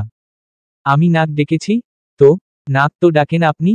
আজরিন আর অমিতের ঝগড়া সিরিয়াস দিকে চলে যাচ্ছে দেখে রনি বলে উঠে, এই তোমরা দুজন কি শুরু করলে? এটা হাসপাতাল, তোমাদের বেডরুম না। আমি যে একজন মানুষ এখানে দাঁড়িয়ে আছি তা কি তোমাদের চোখে পড়ে না? অমিতকে উদ্দেশ্য করে আরো বলে, ভাই তুমি আবার কবে থেকে মেয়েদের মতো ঝগড়া করতে শিখলে? আজরিন তোমাকেও বলি ভাই অসুস্থ, ওকে তো একটু ছাড় দিতে পার না? দুজন কোমর বেঁধে ঝগড়া করা শুরু করলে। কিন্তু উনি আজরিনের কথা শেষ হওয়ার আগেই রনি থামিয়ে দিয়ে বলে, নো কথা। আর কোনো কথা না, তোকে হাসপাতালে রাখা হয়েছে ভাইয়ার দেখভাল করার জন্য। নিজে ফ্রেশ হও, ভাইকেও ফ্রেশ কর। রনির কথা শেষ হতেই অমিত ব্রু কুঁচকে দাম্ভিক স্বরে বলে, ও আমায় ফ্রেশ করবে মানে? আমি কি বাচ্চা নাকি? না ভাই, তুমি বাচ্চা হতে যাবে কেন? নিজের পানে একবার তাকিয়ে দেখ, তোমার এখন বাচ্চাদের থেকেও করুণ অবস্থা। তোমাদের সাথে কথা বলে লাভ নেই, আমি বাহিরে থেকে নাস্তা করে আসি। এটা বলে পা বাড়াতেই আজরিনকে উদ্দেশ্য করে বলে, এই আজরিনের বাচ্চা, তোর জন্য কিছু আনবো? না, আমি এত তাড়াতাড়ি নাস্তা করি না। ভালো না করলে নাই। এটা বলে রনি চলে যায়। আজরিন তখন ওয়াশরুমের পানে যেতে যেতে অমিতকে উদ্দেশ্য করে নিচু গলায় বলে, রাক্ষস একটা, অসুস্থতাও হিংস্র। আজরিনের কথা অমিতের কান পর্যন্ত আসতেই অমিত বলে উঠে, আমি রাক্ষস নাকি তুমি পেতনি? ওয়াশরুমের আয়নার সামনে গিয়ে দাঁড়াও, তারপর বুঝবে। আমি আপনাকে বলেছি? আপনার কেন গায়ে লাগে? আজরিন ওয়াশরুমের ভেতর থেকে দরজা খানিকটা খোলা রেখে উকি দিয়ে অমিতের পানে তাকিয়ে বলে, আমি তোমাকে বলেছি? বিরক্তিকর। এটা বলে আজরিন বিকট আওয়াজে দরজা আটকে নেয়। অমিতও তখন উঁচু গলায় বলে উঠে, তুমি। কিছুটা সময় পর অমিত হেলান দিয়ে শুয়ে শুয়ে কার সাথে যেন কথা বলছে। আজ ভার্সিটা যাবে না বলে। আরও কত কি। আকস্মিক আজরিনের মোবাইলে কল আসলে সেটা রিং হতে থাকে। ততক্ষণে অমিতের কথা বলা শেষ। অমিত তখন পাশ থেকে আজরিনের মোবাইলটা হাতে নেয়। নম্বরটা সেভ করা নেই, তাই সে বুঝতে পারে না কে কল দিচ্ছে। সে কলটা রিসিভ করবে কি করবে না সেটা নিয়ে দ্বিধাদ্বন্দ্বে পড়ে যায়। পরক্ষণে নিচু গলায় স্বর বদল বলে, আজ ওর জন্মদিন বলে বয়ফ্রেন্ড আবার কল দেয়নি তো উইশ করার জন্য? বাড়ির লোক হলে তো নম্বর ঠিকই সেভ করে রাখতো দেখিত। এটা বলে সে কল রিসিভ করে ফোনটা কানে নেয়। তখন মোবাইলের ওপাশ থেকে মেয়ের কণ্ঠ ভেসে আসে, শুভ জন্মদিন আরজু। চিরচেনা কণ্ঠস্বরে শুনে অমিত কিছুটা বিচলিত হয়। মনে পড়ে যায় তার পুরনো ক্ষত। ততক্ষণাৎ রাগে তার চোখ দুটো লাল বর্ণে রঞ্জিত হয়ে যায়। সে নিজের উপরের নিয়ন্ত্রণ হারিয়ে পেলে কি করবে বুঝতে না পেরে সব রাগ মোবাইলের উপর দেখায়। তাই তো কানে থাকা মোবাইলটা সজোরে ছুঁড়ে ফেলে দেয়। আর সেটা গিয়ে ওয়াশরুম থেকে বের হওয়া আজরিনের পায়ের কাছে পড়ে। আজরিন খানিকটা হতভম্ব হয়ে একবার অমিতের পানে তো আরেকবার মোবাইলের পানে তাকিয়ে বিষয়টা বুঝার চেষ্টা করে। আপনি আমার মোবাইল কেন ছুঁড়ে ফেললেন? অমিতকে প্রশ্ন করে সে হম্বিতম্বি করে মোবাইলটা কুড়িয়ে নেয়। অমিতের প্রতিবাক্যের আগেই আজরিন মোবাইলের পানে তাকিয়ে দেখে মোবাইলের উপরের গ্লাসটা ভেঙে তছনছ হয়ে গেছে। তছনছ গ্লাসের তবুও সে স্ক্রিনের পানে তাকিয়ে দেখে কার যেন কল রিসিভ হয়ে আছে। কিন্তু সে যে ফোনটা কানে নিয়ে কথা বলবে তারও কোনো উপায় নেই। পরক্ষণে সে কলটা লাউডস্পিকার দিয়ে বলে, হ্যালো কে? মোবাইলের ওপাশ থেকে বলে উঠে, আরজু, আমি তোর রুহি আপু। কিছু কি হয়েছে? অনেক দিন পর আরজু নামটা শুনে আজরিনের আত্মা কেঁপে ওঠে। খুশিতে তার মুখ ছলছল করতে থাকে। একটু উৎফুল্ল হয়ে বলে উঠে, রুহি আপু। কথাটা বলে শেষ করার পর তার নজর পড়ে অমিতের পানে। সে অমিতের চোখে মুখে স্পষ্ট রাগ দেখতে পাচ্ছে। মুহূর্তে তার ছলছল করা মুখচন্দ্রখানা ফ্যাকাশে হয়ে যায়। সে ভয়ে স্বর বদল করে মলিন স্বরে নিচু গলায় বলে, কেন কল দিয়েছ? আজ তো তোর জন্মদিন জানিস। সবসময়ই তো ভুলে যাস আর আমি সারপ্রাইজ দিয়ে মনে করিয়ে দেই। তাই ভাবলাম আজও ভুলে গেলি কিনা। ও ভালো। আগে মনে থাকতো না তুমি মনে করে দিবে বলে, আর এখন মনে নাই মন মরে গেছে বলে। অভিমান হয়েছে আমার উপর। কিসের অভিমান? সবটাই অভিনয়। তো তুমি আমার নম্বর কই ফেলে? রুবি ভাবি থেকে নিয়েছি। এদিকে রুহির বলা প্রতিটা কথা অমিতের কাছে বিষের মতো লাগতে থাকে। তার সহ্য হচ্ছে না দেখে সে গায়ের উপর থেকে কমফর্টারটা সরিয়ে প্রগতিতে নিচে নামার চেষ্টা করে। তাকে দেখে মনে হচ্ছে না কাল যে তার অপারেশন হয়েছে তার এত বিড়ম্বনায় যে তার কাটা জায়গায় চোট খাচ্ছে সেদিকেও তার খেয়াল নেই। বরং তাকে দেখে মনে হচ্ছে সে বুঝি বেড থেকে পালাচ্ছে। আজরিন সেটা দেখতে পেয়ে উঁচু স্বরে বলে উঠে, কি করছেন আপনি? আপনি উঠছেন কেন? ডাক্তার আপনাকে এখন বেড রেস্টে থাকতে বলেছে। আজরিনের কথা শুনে মোবাইলের ওপাশের রুহি কিছু বলতে যাবে, কিন্তু তার আগেই আজরিন রুহিকে বলে, আপু তোমায় আমি পরে কল দিচ্ছি। এটা বলে সে অমিতের কাছে ছুটে আসে। হাতে থাকা মোবাইলটাটি টেবিলে রেখে অমিতের হাত ধরে তাকে নামতে সাহায্য করবে বলে। আজরিনের হাত ধরায় অমিত দাম্ভিক স্বরে বলে, আমার হাত ছাড়। আমি নিজের কাজ নিজে করতে পারি। আমি কোনো বাচ্চা না, আমার তোমার সাহায্য প্রয়োজন নেই। হাতটা ধরার সময় যেহেতু জিজ্ঞেস করে ধরিনি, ছাড়ার সময়ও জিজ্ঞেস করে ছাড়ব না। আজরিন মলিন স্বরে অমিতের বলা কথার প্রতিবাক্যে বলে। অমিত নিস্তেজ হয়ে আজরিনের হাত ধরে গুটি গুটি পায়ে হাঁটে আর বলে, খুব কথা শিখেছ দেখি। আপনার সাথে থেকে কই যাবেন আপনি? ওয়াশরুমে। আজরিন মলিন স্বরে অমিতকে বলে, একটা কথা জিজ্ঞেস করি, রেগে যাবেন না প্লিজ। রুহি আপু কি আপনাকে কিছু বলেছে? অমিতের চাহনি দেখে আজরিন একটু ভ্যাভা ছ্যাঁকা খেয়ে বলে, এভাবে তাকাবেন না। মানে আপনি আমার মোবাইলটা ছুঁড়ে মারলেন, আমারও তো জানা দরকার আমার মোবাইল আপনাকে কি এমন শোনালো যে তাকে এত বড় শাস্তি দিলেন? কৈফিয়ত চাচ্ছ? তুমি না তোমার বয়সের তুলনায় একটু বেশি কথা বল। যাকে সহজ ভাষায় বাচাল বলে। কৈফিয়ত হতে যাবে কেন? মোবাইলটা তো আমার, তাই আমার জানার প্রয়োজন না। আর বাচাল? তাহলে কি কম কথা বলে সারাদিন আপনার মতো মুখটাকে গোমরা মুখ রাক্ষসের মতো করে রাখব? আমি রাক্ষস? ছাড়ো আমার হাত। দূরে থাক আমার থেকে। অমিতের কথায় আজরিন থমকে দাঁড়িয়ে মাথা উঁচু করে অমিতের পানে তাকিয়ে বলে, হয় এখন তো হাত ছাড়তে বলবেনই। ওয়াশরুমের সামনে চলে আসলেন না? তারপর হাত ছেড়ে দিয়ে একটু দূরে গিয়ে আরো বলে, ছাড়লাম আপনার হাত। আমারও না আপনার সাথে ওয়াশরুমে যাওয়ার শখ নেই। অমিত মলিন স্বরে বলে, খুব বড় গলায় তো তখন বললে তোমার ইচ্ছে হলে হাত ছাড়বে। এখন তো আমার ইচ্ছেতে হাত ছাড়তে হলো। আমার ইচ্ছেতেই ছেড়েছি। আমি কি এখন আপনার সাথে ওয়াশরুমেও যাব? তাড়াতাড়ি ফ্রেশ হয়ে আসেন, ডাক্তার আবার কখন চলে আসে। এটা বলে আজরিন পিছন ঘুরে চলে আসে। অমিত ধীর পদক্ষেপ ওয়াশরুমের ভেতর যেতে যেতে নিচু গলায় নিজেকে বলে, মেয়েটার মধ্যে কিছু একটা তো আসে। না হলে এত রেগে ছিলাম, কিন্তু ওর ছোঁয়া পাওয়ার সাথে সাথে আমার সব রাগ মুহূর্তে পানি হয়ে গেল কি করে? এদিকে অমিত দরজা আটকে নিলে আজরিনটি টেবিলে থেকে মোবাইলটা হাতে নিয়ে এপাশ ওপাশ করে দেখতে লাগলো আর ঘনঘনিয়ে বলে, কি আজব লোক, রাগ সবসময় নাকের ডগায় নিয়ে ঘুরে মনে হয়। রাগ হচ্ছিল তাই বলে আমার মোবাইলটা এভাবে ছুঁড়ে মারতে হলো? ওনাকে কে বলেছে আমার কলটা রিসিভ করতে? ভাগ্যিস শুধু ওপরের গ্লাসটা গেল, যদি আমার পুরো মোবাইলটা যেত তাহলে তো আমি আমার মোবাইলে থাকা সবগুলো পিকচার হারাতে হতো। এটা বলে সে মোবাইলটা রেখে দিয়ে ওয়াশরুমের সামনে পায়চারি করতে থাকে। অমিত কখন ওয়াশরুম থেকে বের হয়ে সেই প্রতীক্ষায়। পরক্ষণে আজরিনের রুহির কথা ভেবে পুরো মুখ বিষাদে ঢেকে যায়। সে ভাবতে থাকে, এতদিন পর আপু কল দিয়েছে, আমার কি উচিত হয়েছে ওর মুখের উপর কলটা এভাবে রেখে দেওয়া? আমার কি উচিত ওকে এখন আবার কল দেওয়া? তারপর মোবাইলের পানে তাকিয়ে বলে, না থাক, রনি ভাইয়া আসলে গ্লাসটা বদলে দিতে বলবো, তারপর না হয় হাসপাতাল থেকে বাড়িতে গিয়ে কল দিব। সময় বয়ে চলছে, কিন্তু অমিতের ওয়াশরুম থেকে বের হওয়ার কোন নামগন্ধ নেই। শুধু দরজার বাহির থেকে শোনা যাচ্ছে ভেতরে পানি পড়ার টপটপ শব্দ। অমিতের এরকম নিঃশব্দতায় আজরিন মন মানছে না। সে দরজায় টোকা দিয়ে উঁচু স্বরে বলে, শুনছেন, আপনি ঠিক আছেন তো? এটা বলে কিছুটা নিশ্চুপ নির্ভীক অভিনিবেশন হয়ে দাঁড়িয়ে থাকে অমিতের প্রতিবাক্যের প্রতীক্ষায়। কিন্তু অমিতের কোনো প্রতিবাক্য নেই। শুধু এখন ভিতর থেকে শোনা যাচ্ছে পানি পড়ার টপটপ শব্দের বদলে পানি প্রগতিতে পড়ার শব্দ। সে শব্দ আজরিনকে স্পষ্ট বুঝিয়ে দেয় অমিত ঠিক আছে। তাই আর কোনো কথা না বলে আবার পায়চারি করতে থাকে। আর তিক্ততা নিয়ে নিজেকে নিচু গলায় বলে, এই রনি ভাইয়া বাহিরে গেল যেও, কত সময় হয়ে গেল এখনো আসছে না। আসলে তো ওনাকে একটু মোবাইলটা দেখাতাম। এসব ভাবতে ভাবতে আজরিন কি যেন ভেবে দরজার পানে হেঁটে যায়।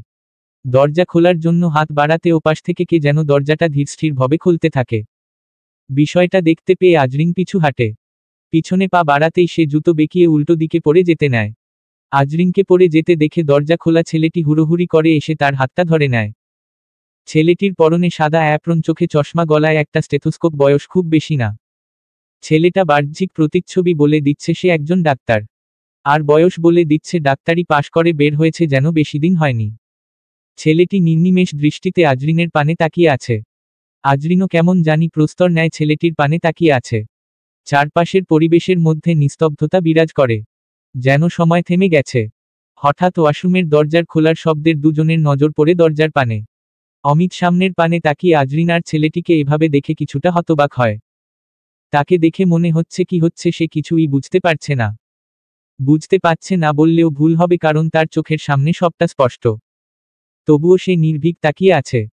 ডাক্তার ছেলেটির সাথে থাকা নার্স মেয়েটা একটু নিচু গলায় তাকে বলে, স্যার এভাবে কি থাকবেন, তুলুন ওনাকে। নার্সের কথা ছেলেটি কান পর্যন্ত যেতেই সে আজরিনকে দাঁড় করিয়ে বলে, কি করছেন ম্যাম? এক্ষুনি তো পড়ে যেতেন। মুহূর্তটার জন্য আজরিনের মধ্যে একটু ইতস্ততা দেখা যায়। তবুও সে ছেলেটির কথার প্রতিবাদকে মাথা নিচু করে মলিন স্বরে বলে, আপনাকে ধন্যবাদ। সঠিক সময় না ধরলে আমি হয়তো পরেই যেতাম। ধন্যবাদ দেওয়ার কিছু নেই, আপনার কিছু হয় নাই তাতেই অনেক। এটা বলে ছেলেটি ধীর পদক্ষেপ ওয়াশরুম থেকে বেরিয়ে আসা অমিতকে পানে তাকিয়ে তাকে উদ্দেশ্য করে বলে, আপনি পেশেন্ট? আপনি বেড থেকে উঠলেন কেন? আপনার তো এই মুহূর্তে নড়াচড়া করা সম্পূর্ণ নিষেধ। অমিত গম্ভীর স্বরে বলে, তাই বলে কি ওয়াশরুমেও যাব না?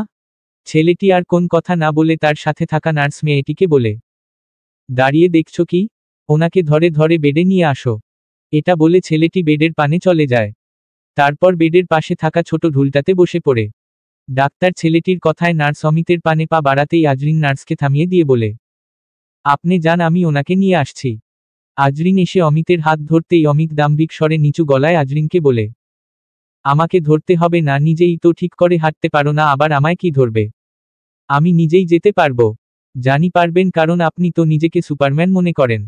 আজরিন মলিন স্বরে নিচু গলায় অমিতকে বলে, আমি কেন সুপারম্যান হতে যাব? সুপারম্যান তো ওই ছেলেটা, দেখলে না কেমন তোমায় পড়ে যাওয়া থেকে আটকে নিল। অমিত আর আজরিনে বলা প্রতিটা কথা এতটাই আস্তে শোনাচ্ছে যে তারা ছাড়া রুমে থাকা নার্স আর ডাক্তার ছেলেটির কান পর্যন্ত যাচ্ছে না।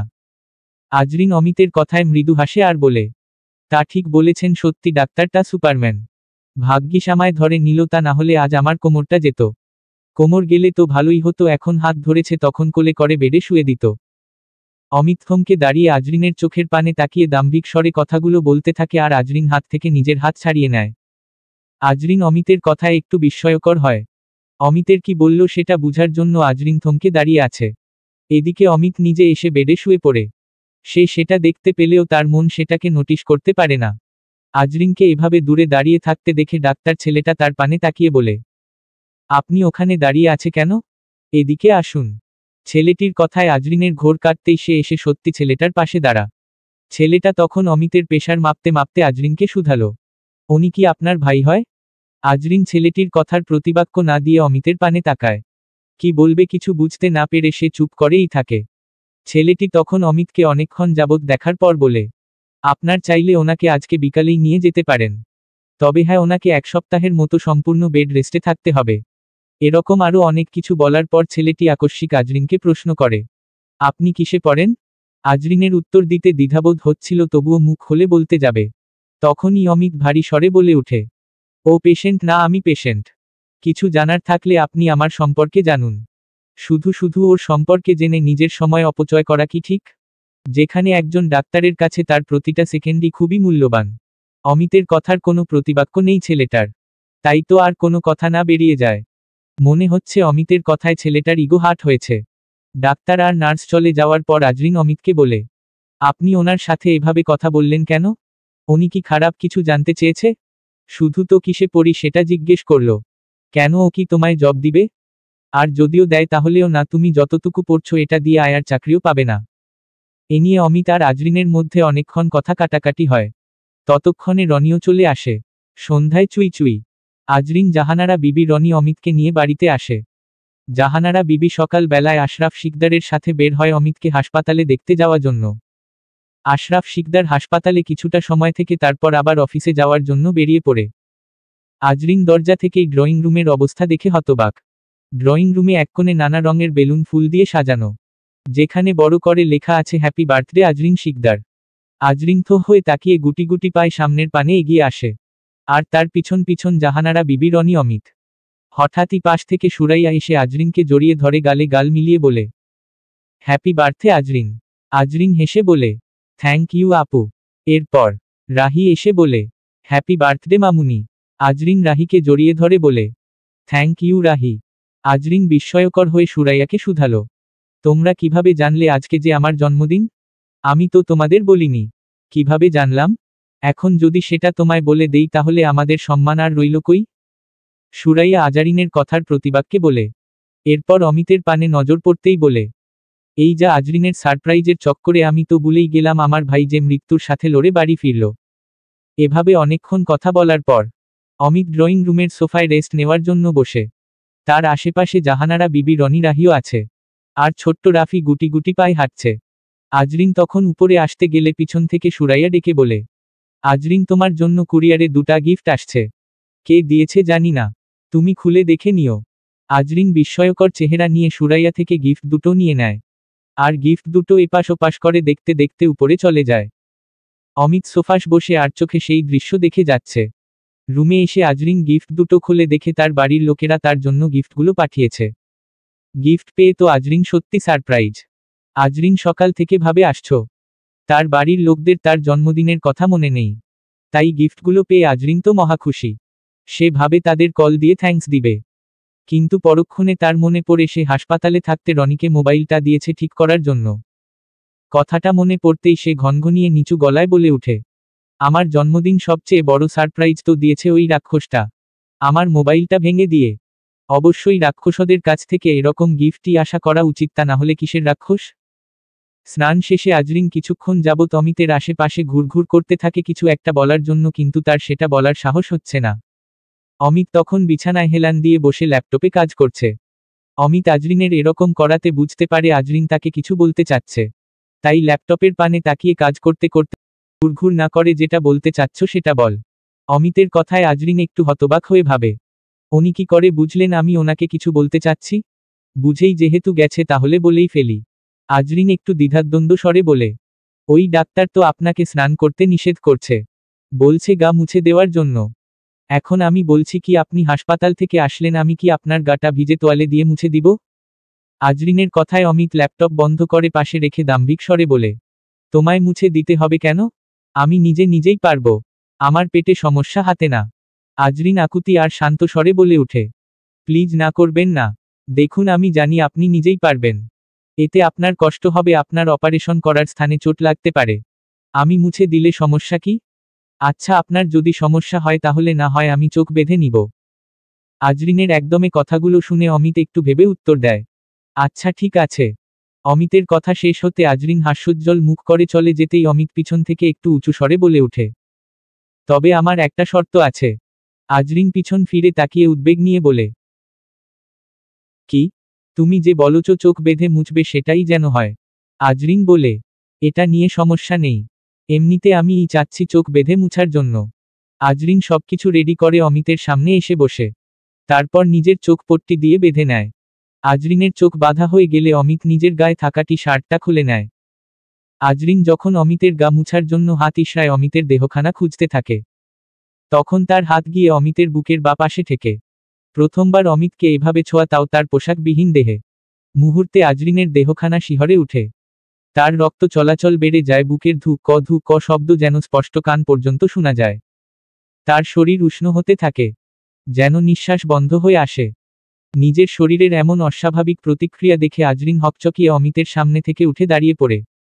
আজরিনের আকস্মিক এমন করাই অমিত কিছুটা বিচলিত হয়ে আজরিনের পানে তাকিয়ে আছে। আজরিন চোখের পট্টিখানা খুলে অমিতের চোখের পানে তাকিয়ে শ্বাসরুদ্ধ স্বরে বলে, আমি পারবো না, আপনি নিজে নিজে করে নিন। এটা বলে সে ছুটে রুম থেকে বেরিয়ে পড়ে।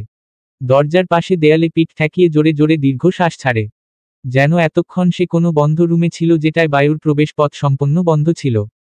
এদিকে অমিত এভাবে আজরিনের ছুটে যাওয়া পানে তাকিয়ে আছে, আর নিচু গলায় নিজেকে বলে, ওর আবার কি হলো? এতক্ষণ তো আমার মাথা খেয়ে নিচ্ছিল নিজে মুছবে বলে, এখন আবার আমায় নিজে নিজে করতে বলল কেন? সত্যি মেয়েটা আসলেও একটা ইডিয়েট। কখন কি করে, কখন নিজের মন কি চায় নিজেও জানে না। রাত 10টার পানে আশরাফ শিকদার বাড়ি ফিরলে পারিবারিকভাবে ছোট্ট একটা পার্টির মাধ্যমে আজরিনের জন্মদিন সেলিব্রেশন করা হয়। পার্টিতে পরিবারের সবাই ছিল, শুধু অমিতই ছিল না। তার জন্য আজরিনের মন কিছুটা খারাপ থাকলেও অমিতের অসুস্থতার কথা চিন্তা করে আজরিন নিজের মনকে মানিয়ে নেয়। পার্টি প্রায় 11:30টার দিকে শেষ হয়। আর এই কয়েক ঘন্টা আজরিন পার্টিতে থাকলেও তার মন প্রতি মুহূর্তে অমিতের কাছেই ছিল। তাই তো পার্টি শেষ হতেই তড়িঘড়ি করে রুমের পানে আসে। হাতে তার ছোট্ট একটা পিরিচার সেটায় অমিতের জন্য এক টুকরো কেক। তার সন্দেহ হচ্ছে অমিত খাবে কি খাবে না। দুটানায় আছে সে, ভয় হচ্ছে যদি ধমক খায়। তবুও সাহস করে নিয়ে আসে। কিন্তু রুমের দরজার কাছে আসতেই দেখে রুমের বাতি অফ, ডিম বাতি দেওয়া। সেই ডিম বাতির আবছা আলোয় দেখা যাচ্ছে অমিত বিছানায় হেলান দিয়ে শুয়ে আছে। সে ধীর পদক্ষেপ বিছানার কাছে আসে, আর ভাবতে থাকে, এই বেডা আবার ঘুমিয়ে পড়ল নাকি। কথাটা বলেই সে হালকা ঝুঁকে অমিতের মুখচন্দ্রের উপর হাত নাড়তে থাকে। অমিতের কোনো প্রতিক্রিয়া নেই দেখে সে অমিতের পাশে বসে হাঁপ ছেড়ে নিচু গলায় বলতে থাকে, এই বেডার দেখি সত্যি সত্যি ঘুমিয়ে পড়েছে। ওনার বাড়িতে আমার প্রথম জন্মদিন। সবাই আমায় উইশ করলো, কত কত গিফট দিল। ছোট রাফিও বাদ গেল না, কত কিউট স্বরে বলল থামুনি হ্যাপি বার্থডে। আর উনি গিফট তো দূরে থাক, উইশ পর্যন্ত করল না। দিব্যি নিশ্চিন্তে ঘুমিয়ে আছে। রক্ষসটার মধ্যে মানবতা বলেও কিছু নেই। মানবতার খাতিরেও তো বলতে পারত, আজরিন হ্যাপি বার্থডে। আরও কত কি বা উনি ওনার বা বলে দিতেন। এতে কি এমন ক্ষতি হতো? ওনার প্রেস্টিজ পাংচার হয়ে যেত। নিজে নিজে কথাগুলো বলে আজরিন বিষাদে ঢাকা মুখশ্রী নিয়ে অমিতের পাশে বসে আছে। আর কিছুটা মিনিট তারপর আজকের তার এই স্পেশাল দিনখানা শেষ। আবার বেঁচে থাকলে বছর পার হলে তার জীবনে এই দিনটা আসবে, তা না হলে না। পরক্ষণেই নিজের মনে তেজ এনে ভারী কণ্ঠে বলতে থাকে, উনি সজ্ঞানে আমার জন্মদিনের কেক না খাক, আমি অজ্ঞানে ওনাকে একটু হলেও কেক খাইয়ে ছাড়ব। তাই তো সে হাতে থাকা পিরিচটা খাটের পাশের টি টেবিলে রেখে তা থেকে আলতো হাতে কেকের পিচটুকু তুলে নেয়। ঘুমন্ত অমিতের মুখে কেকের টুকরোটা ছোঁয়াতেই অমিত খাপ করে আজরিনের হাতটা শক্ত করে ধরে নেয়। বিষয়টা ছিল প্রত্যাশার শেষে, যেন কোনো শিকারীর ফাঁদে শিকার এসে ধারা দিল। অমিতের এভাবে আকস্মিক হাত ধরায় আজরিনের কিছুটা বিচলিত হয়। ডিম লাইটের আবছা আলোয় দেখা যাচ্ছে অমিত তার দিকে ফ্যালফ্যাল করে তাকিয়ে আছে। আজরিনও প্রস্তর ন্যায় অমিতের চোখের পানে তাকিয়ে শুকনো ঢোক গিলতে থাকে, তার দেহখানা ভয় সংকুচিত হয়ে আসছে। সে ভাবতে থাকে, আজকে আমি শেষ। রাক্ষসটা তো এখনই মুখ খুলবে আর মুখখানা হিংস্রের ন্যায় করে রাগান্বিত স্বরে বলে উঠবে, হোয়াট দ্য হ্যাল, কি করছো কি তুমি আমার সাথে? সাথে আরো কতগুলো কথা তো শোনাবেই। তবে কি আমার এই স্পেশাল দিনের শেষ মুহূর্ত উনার কটু কথা শুনে বিষাদভরা আত্মা নিয়ে শেষ করতে হবে? আমি কি ওনার কাছ থেকে গিফট হিসাবে পাবো ওনার করলার মতো ক্ষিপ্ত মুখের বাণী? আজরিনের এসব ভাবনাকে ভুল প্রমাণিত করে অমিত শীতল স্বরে বলে উঠল, শুভ জন্মদিন। আজরিনের ভাবনা একরকম আর অমিতের মুখ থেকে অন্যরকম কথা শুনে সে হতবাক। তার চিত্ত বলছে, আমি কি স্বপ্ন দেখছি? মানুষটা কি সত্যি আমায় কটু কথা শুনায়নি? উনি কি সত্যি আমায় মাধুরী মিশানো শীতল স্বরে বলল, শুভ জন্মদিন? আমি আবার ভুল শুনলাম না তো? নিজের অন্তঃকরণ কার্ণকে বিশ্বাস করতে না পেরে আজরিন নির্বোধের মতো বলে, হু। অমিত স্বর একটু উঁচু করে বলে, ফ্যালফ্যাল করে দেখছো কি? বলেছি শুভ জন্মদিন। এবার শান্তি। এতক্ষণ তো আমায় খুব কথা শুনিয়েছ, এখন নীরব কেন? আজরিন নির্বোধ হয়ে অমিতের পানে তাকিয়েই আছে। তার বিশ্বাসই হচ্ছে না যে অমিত তাকে শুভেচ্ছা জানিয়েছে। তাও অমিতের বক্ষপিঞ্জরের এত কাছে থেকে যে খুব করে অভিনিবেশ হলে তার হৃৎস্পন্দনের ধু ক শব্দ কানে ভেসে আসে। অমিতের কথার প্রতিবাদকে আজরিন নির্বোধ স্বরে বলে, তার মানে আপনি ঘুমাচ্ছিলেন না? আমার সব কথা শুনে নিলেন? বিশ্বাস ক। আজরিন বাকি কথা শেষ করার আগেই অমিত আজরিনের হাতে থাকা কেকের টুকরো থেকে এক চিমটি কেক আজরিনের মুখে দিয়ে তার কথা বলা বন্ধ করে দেয়। আর বলে, অনেক কথা বল তুমি, আর প্রতিটি শব্দেই আমার নিন্দে কর। তোমার সাহস হয় কি করে আমার নিন্দে করার? অমিতের কথায় আজরিনের কোনো সাড়া নেই। সবকিছু তার কাছে জেগে জেগে দেখা স্বপ্নের মতো। এরই মধ্যে রনি আজরিনকে ডাকতে ডাকতে রুমের পানে আসতেছিল। রনি ডাক আজরিনের কানে আসতেই সে পিছন ফিরে একবার দরজা পানে তাকায়। তারপর আবার অমিতের পানে তাকিয়ে নিচু স্বরে বলে, হাত ছাড়ুন রনি ভাইয়া আসছে। তোমার হাত ধরে রেখেছে কে? আজরিনের কথা প্রতিবাক্যে অমিত বলে। আজরিন নিজের হাতের পানে তাকিয়ে দেখে সত্যি অমিত তার হাত ধরে নেই, বরং এতক্ষণ ধরে রাখায় সেই অনুভূতিটা তার এখনো উপলব্ধি হচ্ছে। এদিকে রনি দরজার কাছে এসে দেখে রুমটা ডিম বাতির আলোয় আবছা আলোকিত হয়ে আছে। সেই আলোয় দেখা যাচ্ছে আজরিন আর অমিতকে ইতস্তত অবস্থায়। তবে রনির চোখে স্পষ্ট না অমিত আর আজরিনের মধ্যে কি হচ্ছে। রনিকে দরজার পানে দাঁড়িয়ে থাকতে দেখে আজরিন হুড়মুড়িয়ে উঠে দাঁড়িয়ে পড়ে। আর রনিকে উদ্দেশ্য করে বলে, ভাইয়া তুমি আসো, ভিতরে আসো না। এটা বলে সে বাতির সুইচ অন করে রুমের বাতি জ্বালিয়ে দেয়। রনি রুমের ভিতর আসতে আসতে বলে, আমি কি ভুল সময় এসে পড়লাম? অমিত বালিশের পাশ থেকে মোবাইলটা নিতে নিতে রনিকে উদ্দেশ্য করে বলে, কেন? তোর কেন মনে হচ্ছে ভুল সময় চলে আসছিস? রনি একবার অমিতের মুখের পানে তাকিয়ে মলিন হাসে। তারপর অমিতের পায়ের কাছে বিছানায় বসতে বসতে বলে, না, তোমার গালে কি যেন লেগে আছে তাই বললাম। পাশে নিথর দাঁড়িয়ে থাকা আজরিন রনির কথায় অমিতের পানে তাকিয়ে দেখে সত্যি অমিতের গালে কেকের ক্রিম লেগে আছে। সেটা দেখে আজরিনও মৃদু হাসে। কিন্তু রনির কথায় অমিতের কোনো প্রতিক্রিয়া নেই। অমিতকে প্রতিক্রিয়াবিহীন মোবাইল স্ক্রুল করতে দেখে রনি আবার বলে, ভাই মিথ্যে বলছি না, সত্যি কি যেন লেগে আছে। ম্যাবি কেকের ক্রিম। তোমার বউকে জিজ্ঞেস কর। রনির কথায় শেষ হওয়ার আগেই আজরিন পাশে থাকা টিস্যু বক্স থেকে একটা টিস্যু নিয়ে অমিতের পানে বাড়িয়ে দেয়। অমিত চোখ তুলে আজরিনের পানে তাকালে আজরিন লজ্জাস্কর চেহারা নিয়ে নিচু স্বরে বলে ওঠে, মুছে নিন, সত্যি লেগে আছে। তারপর রনিকে উদ্দেশ্য করে বলে, আসলে উনি কেক খেতে চাচ্ছিল না তো, তাই আমি জোর করে খাইয়ে দিতে চাইলাম আর তা থেকে গালে লেগে গেল। তোকে এক্সপ্লেইন করতে হবে না, আমি ভাইকে জানি। জোর করার সময় যে তোকে থাপ্পড় দেয়নি তার জন্য শুকরিয়া আদায় কর। আমায় হলে তো এতক্ষণ হাসপাতাল পাঠিয়ে দিত। অমিত কোনো কথা না বলে আজরিনের কথায় তার হাত থেকে টিস্যুটা নিয়ে নেয়। রনি বিষাদ স্বরে বলে উঠে, বাহ ভাই, আমি বললাম তোমার বিশ্বাস হলো, আর বউ বলা না মাত্রেই বিশ্বাস করে নিলে। সত্যি তোমাকে না দেখলে বুঝতাই না মানুষ যে বিয়ের পর বদলে যায়। বাজে কথা না বলে এত রাতে কেন আসলি সেটা বল? রনি পকেটে হাত দিয়ে মোবাইল বের করে বলে, তোমার কাছে আসি নাই, তোমার বউয়ের মোবাইল নিয়ে আসছি। দিতে মনে নাই, এখন মনে হলো তাই নিয়ে আসলাম। আজরিন হাস্যোজ্জ্বল চেহারা নিয়ে রনি হাত থেকে একটানে মোবাইলটা নিয়ে নেয়। তারপর এপাশ ওপাশ করে দেখতে থাকে। রনি তখন বলে উঠে, ভাই আস্তে টান দিতি, আমি তোর মোবাইল নিতে না দিতে আসছি। দেখ তো মোবাইলের সবকিছু ঠিক আছে কিনা। রনি কথায় আজরিন মোবাইলের লক খুলে হতবাক, স্তম্ভিত চেহারা নিয়ে বলে, তুমি আমার ওয়ালপেপার কেন চেঞ্জ করলে? রনি বলে, ওয়ালপেপার চেঞ্জ করেছি মানে? আমি তোর মোবাইলের লক জানি নাকি? মোবাইলটার উপরের গ্লাসটা গেছে, আমি তো জাস্ট ওইটাই চেঞ্জ করে আসছি। আজরিন রনির কাছে এসে ওয়ালপেপারটা দেখিয়ে বলে, দেখ না, মনে হচ্ছে না কোনো ভূত বা প্রেত কোনো একটা মানুষের হাত চিবিয়ে খাচ্ছে? আমি তো এটা ওয়ালপেপার দেই নাই। এটা এখানে সেট হলো কি করে? ফাইনালি কেউ একজন স্বীকার করলো যে সে মানুষ না, বরং ভূত অথবা প্রেত। অমিত দীর্ঘ শ্বাস ছেড়ে মোবাইল স্ক্রুল করতে করতে কথাটা বলে উঠল। আজরিন আর রনি অমিতের কথায় বিস্ময়কর চেহারা নিয়ে তার পানে তাকায়। অমিত রনিকে উদ্দেশ্য করে আরো বলে, জানিস রনি, একজন না আমাকে সারাক্ষণ উঠতে বসতে গোমরামুখ রাক্ষস বলে আরো কত নিন্দে করে। এখন দেখলি তো আমি যে প্রমাণ করে দিলাম আমি রাক্ষস না, বরং যে আমাকে রাক্ষস বলে সে একটা পেতনি। উনি কিন্তু নিজেই তা স্বীকার করল। অমিতের কথায় আজরিন একটু বিস্ময়কর হলেও রনি কিছু একটা আঁচ করতে পেরে মৃদু হেসে ছবিটা নিখুঁতভাবে দেখার চেষ্টা করে। তারপর হেসে আজরিনকে বলে উঠে, আরে গাধি, ছবিটা ভালো করে দেখ, এটা তুই। রনির কথায় আজরিন একটু হতবাক হয়। ভ্রু জোড়া সংকুচিত করে ছবিটা ভালো করে দেখে বলে, আমি মানে? তারপর রনি আজরিনকে ছবিটা ভালোভাবে বুঝিয়ে বলে, দেখ ভালো করে, এটা হাসপাতালের ছবি। তুই যখন ভাইয়ার হাত আঁকড়ে ধরে ঘুরিমিয়েছিল। আজরিন তখন বুঝতে পারে সত্যিই এটা সে। মুখ তার হাস্যোজ্জ্বল হয়ে উঠে। তবুও হাসি আটকে অমিতর কাছে নিজেকে প্রত্নী অস্বীকার করতে এই নিয়ে সে অমিতের সাথে অনেকক্ষণ কথা কাটাকাটি করতে থাকে। রনি তখন তাদের দুজনকে কোনোভাবে মানিয়ে নেয়। তারপর রুম থেকে চলে আসতে পা বাড়িয়ে আবার নিশ্চল দাঁড়িয়ে আজরিনকে উদ্দেশ্য করে বলে, একটা কথা তো বলাই হয়নি। দোকানের থাকাকালীন তোর বাড়ি থেকে কল আসছে। আর তোর বান্ধবী ঐশীও কল দিয়েছে।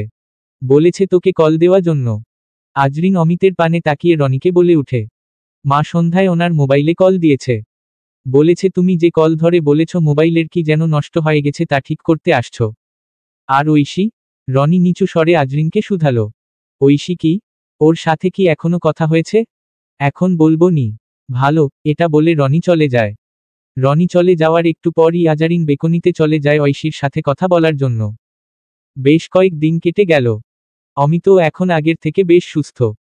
প্রতিদিনের মতো আজকেও সে ভার্সিটির উদ্দেশ্যে সকাল বেলায় বেরিয়ে পড়ল। 11টার পর থেকেই আজরিনের মোবাইলে একের পর এক কল এসেই চলছে। কলগুলো রিসিভ করতে করতে সে রীতিমতো হাঁপিয়ে উঠেছে। হাইপার হয়ে এখন বিছানায় অগোছালো অবস্থায় শুয়ে আছে। তার চুলগুলো এতটাই এলোমেলো ভাবে মুখচন্দ্রকে ঘিরে আছে যে কেউ আকস্মিক দেখলে ভয়ে চমকে উঠবে। একটু পর আজরিনের মোবাইলে আবার কল আসে। তিক্ততায় নড়েচড়ে কাতর স্বরে বলে উঠে, আবার কে কল দিল?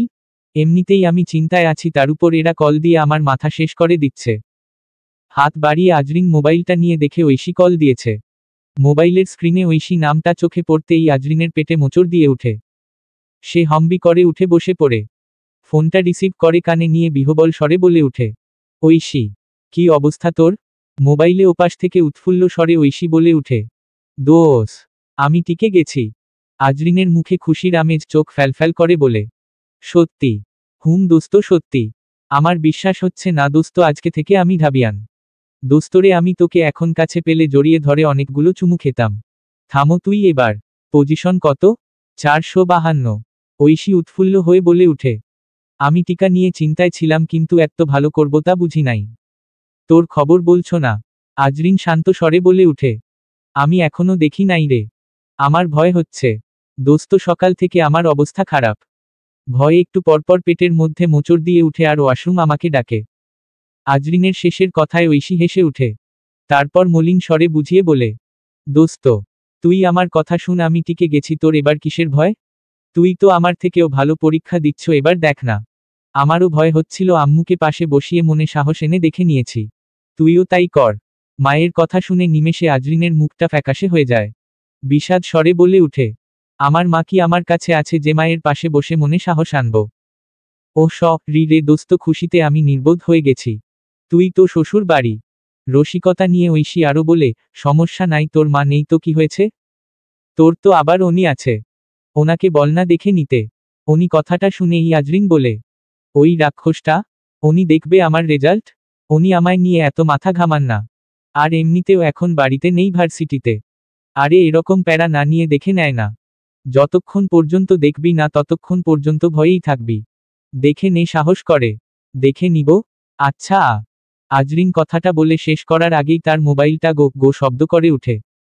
তখন সে কান থেকে মোবাইলটা এনে দেখে রাক্ষস দিয়ে সেভ করা নম্বরটা থেকে কল এসেছে। আজরিন ঘনঘনিয়ে বলে, রাক্ষসের নাম নিলাম তো, রাক্ষস হাজির। তড়িঘড়ি করে মোবাইলটা আবার কানে নিয়ে ঐশীকে উদ্দেশ্য করে বলে, দোস্ত তোকে আমি পরে কল দিচ্ছি রে। কথাটা শেষ করেই সে ঐশীর কলটা কেটে দেয়। আর ভাবে, উনি আমায় আজকে নিজে থেকে কল দিয়েছে। নিশ্চয় রেজাল্ট শোনার জন্য। এমনি এমনি তো ভুলেও কল দেয় না। ভাবনা শেষে আজরিন কলটা রিসিভ করে কানে নিয়ে মলিন স্বরে বলে, আসসালামু আলাইকুম। মোবাইলের ওপাশ থেকে অমিত সালামের জবাব দিয়ে বলে, খুব ব্যস্ত মনে হচ্ছে। না, ব্যস্ত কেন হতে যাব? তাহলে কল ধরতে এত সময় নিলে কেন? আজরিন ভাবে, আপনার সাথে কথা বলার আগে মনে সাহস আনা লাগে না? সময় তো লাগবেই। তারপর বলে উঠে, ওই ঐশীর সাথে কথা বলছি তো তাই।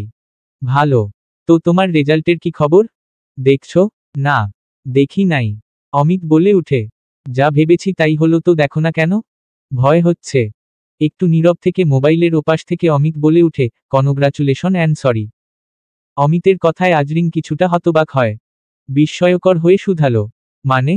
মানে কনগ্রাচুলেশন এই যে তুমি আজকে থেকে ঢাবিয়ান অ্যান্ড রি ফর দ্যাট তোমার অনুমতি ছাড়া তোমার রেজাল্ট দেখেছি বলে। মজা নিচ্ছেন? আজরিনের চেহারায় অবিশ্বাসের ছাপ, কণ্ঠস্বর উদ্বিগ্ন। তোমার আমাকে কেমন মনে হয়? আমি সিরিয়াস কথা ছাড়া বাজে কথা কম বলি। তা মানি। তার মানে আমি সত্যি ঢাবিতে টিকে গেছি। আজরিন এবার উত্তেজনায় বসা থেকে খাটের উপরই দাঁড়িয়ে পড়ে। বসা থেকে দাঁড়িয়েছ ভালো। এখন আবার লাফাতে যেও না, তোমার খুশিতে আমার খাটের কোনো ক্ষতি হোক তা আমি চাই না। আজরিন নিশ্চল হয়ে বলে, আপনি কি করে বুঝলেন আমি যে বিছানার উপর দাঁড়িয়ে আছি? কয়েক মাস তোমার সাথে থাকি, তোমার সম্পর্কে এতটুকু ধারণা পাওয়া নিশ্চয় অস্বাভাবিক কিছু না। এবার সান্ত্বনা হয়ে মা সুরাইয়াকে সাথে নিয়ে রেজাল্টটা দেখে নেও। আর হ্যাঁ, পজিশন ভালো আসছে, তাই পজিশন দেখে আবার মাকে জড়িয়ে ধরতে যেও না, উনি এমনিতেই অসুস্থ। সুরাইয়াকে ধৈর্য শান্ত স্বরে কথাগুলো বলে অমিত আজরিনের প্রতিবাক্যের আগেই কলটা রেখে দেয়। অমিত কল রেখে দিতেই আজরিন মোবাইলটা বক্ষপিঞ্জরের সাথে আঁকড়ে ধরে। চোখে মুখে আত্মায় তার খুশির জোয়ার। হাস্যোজ্জ্বল মুখে দেহখানা দোলাতে দোলাতে ভাবে, আমি ঢাবিতে চান্স পেয়েছি। আজকে থেকে আমিও ঢাবিয়ান, তাও আবার আমার রেজাল্ট উনি সবার আগে দেখলেন। আমি আমার এই খুশির সংবাদটা সবার আগে ওনার মুখ থেকে শুনলাম। সকাল বেলায় এমন ভাবে বেরিয়ে পড়লেন, মনেই হয়নি ওনার আমার রেজাল্ট নিয়ে কোন মাথা ব্যথা আছে। কিন্তু উনি আমার রোল রেজিস্টার নম্বর কি করে জানলেন? পরক্ষণেই নিজেকে প্রত্যুত্তরে বলে, না জানারও তো কিছু নেই। একই চাঁদের নিচে থাকি, হয়তো পড়ার টেবিলে ফাইল রাখা ছিল আর সেখান থেকে দেখে নিলেন। সব ভাবনার অবসান ঘটিয়ে আজরিন বিছানা থেকে এক লাফে নেমে দৌড়ে রুম হতে বেরিয়ে যায়। সুরাইয়া আর জাহানারা বিবিকে ডেকে ড্রয়িং রুমে নিয়ে আসে। তারপর তাদের দুজনকে দুপাশে রেখে কাপা কাপা হাতে মোবাইলে রেজাল্ট দেখতে যায়। রেজাল্ট দেখে আজরিন হতবাক, তার পজিশন 125, প্রাপ্ত নম্বর 83/78। ভাবা যায় ঢাবিতে তার পজিশন 125। যেখানে লক্ষ লক্ষ মেধাবী স্টুডেন্ট পরীক্ষা দিয়েছে, তাদের মধ্যে তার পজিশন 125। নিজের চোখকে তার বিশ্বাস হচ্ছে না। খুশিতে আজরিন প্রথমে একবার জাহানারা বিবিকে জড়িয়ে ধরে, তো আবার সুরাইয়াকে জড়িয়ে ধরে। নিজের এই প্রাপ্তির জন্য সে খুশিতে আত্মহারা। জাহানারা বিবি আর সুরাইয়াও আজরিনের খুশিতে সামিল হলো। তাই তো জাহানারা বিবি সুরাইয়াকে উদ্দেশ্য করে বলে, মা, ফ্রিজে তো মিষ্টি আছে তাই না? আমাদের আজরিনকে একটু মিষ্টি মুখ করাও না। মেয়েটা এত ভালো একটা প্রাপ্তি আমাদের উপহার দিল। মায়ের কথায় সুরাইয়া মিষ্টির জন্য চলে যায়। আজরিন বাড়িতে কল দিয়ে নিজের মায়ের সাথে কথা বলে, রুবিনা ভাবির সাথে কথা বলে। এদিকে সুরাইয়া মিষ্টি এনে আজরিনকে খাইয়ে দেয়। তারপর আজরিন সকাল থেকে যারা তার রেজাল্ট শোনার জন্য মাথা পাগল করে দিচ্ছিল, তাদের সবাইকে এক এক করে কল দেয়। আজকে সে রুহির সাথে কথা বলতেও মনে কোন ক্ষোভ অভিমান রাখেনি। বিকালের পানে অমিত আজকে এখনো বাসায় ফিরেনি। নিজের এত বড় প্রাপ্তির জন্য আজরিনের মন আজ বেশ ফুরফুরে। বিছানায় হেলায় দিয়ে গুনগুনিয়ে গান গাইছে আর মোবাইল স্ক্রুল করছে। হঠাৎই কানে বেশে আসছে নিচ থেকে আশরাফ শিকদারের ডাক। একে একে নাম ধরে বাড়ির সকল মেয়েলোককে ডাকছে। ডাক নিশ্চিত হওয়ার জন্য আজরিন একটু অভিনিবেশ হয়। শুনতে পায় তার নাম ধরেও ডাকছে। হাতে থাকা মোবাইলটা বিছানায় রেখে পাশ থেকে ওড়নাটা নিয়ে নিজের মর্জিমতো মাথায় ঘোমটা দিয়ে ধীরস্থিরে বিছানা থেকে নেমে রুমের হতে বেরিয়ে পড়ে। সিঁড়ি কাছে যেতেই দেখে টি টেবিলের উপর 5 কেজি মিষ্টি নিয়ে আশরাফ শিকদার সোফায় বসে আছে। আজরিনকে ধীর পদক্ষেপে সিঁড়ি বেয়ে নামতে দেখে আশরাফ শিকদার বসা থেকে দাঁড়িয়ে পড়ে। আজরিন পানে হাত বাড়িয়ে হাস্যোজ্জ্বল মুখ করে বলে, মা আজরিন আসো, মা বাবার কাছে আসো। পেজ জানাত হায়দার। আজরিন তখন প্রগতিতে আশরাফ শিকদারের কাছে যায়। আজরিন কাছে আসতেই আশরাফ শিকদার আজরিনকে নিজের পাশে দাঁড় করিয়ে মাথায় হাত বুলাতে থাকে। এরপর একে একে জাহানারা বিবি আর সুরাইয়াও নিচে নেমে আসে। রাহি তখন টিউশন ম্যামের কাছে পড়ছে আর রাফি ঘুমের রাজ্যে। আশরাফ শিকদার সুরাইয়াকে উদ্দেশ্য করে বলে, তুমি বাবার কাছে আসো। সুরাইয়া কাছে আসতেই তিনি তাদের উদ্দেশ্য করে বলে, আল্লাহ আমাকে মেয়ে দেয়নি।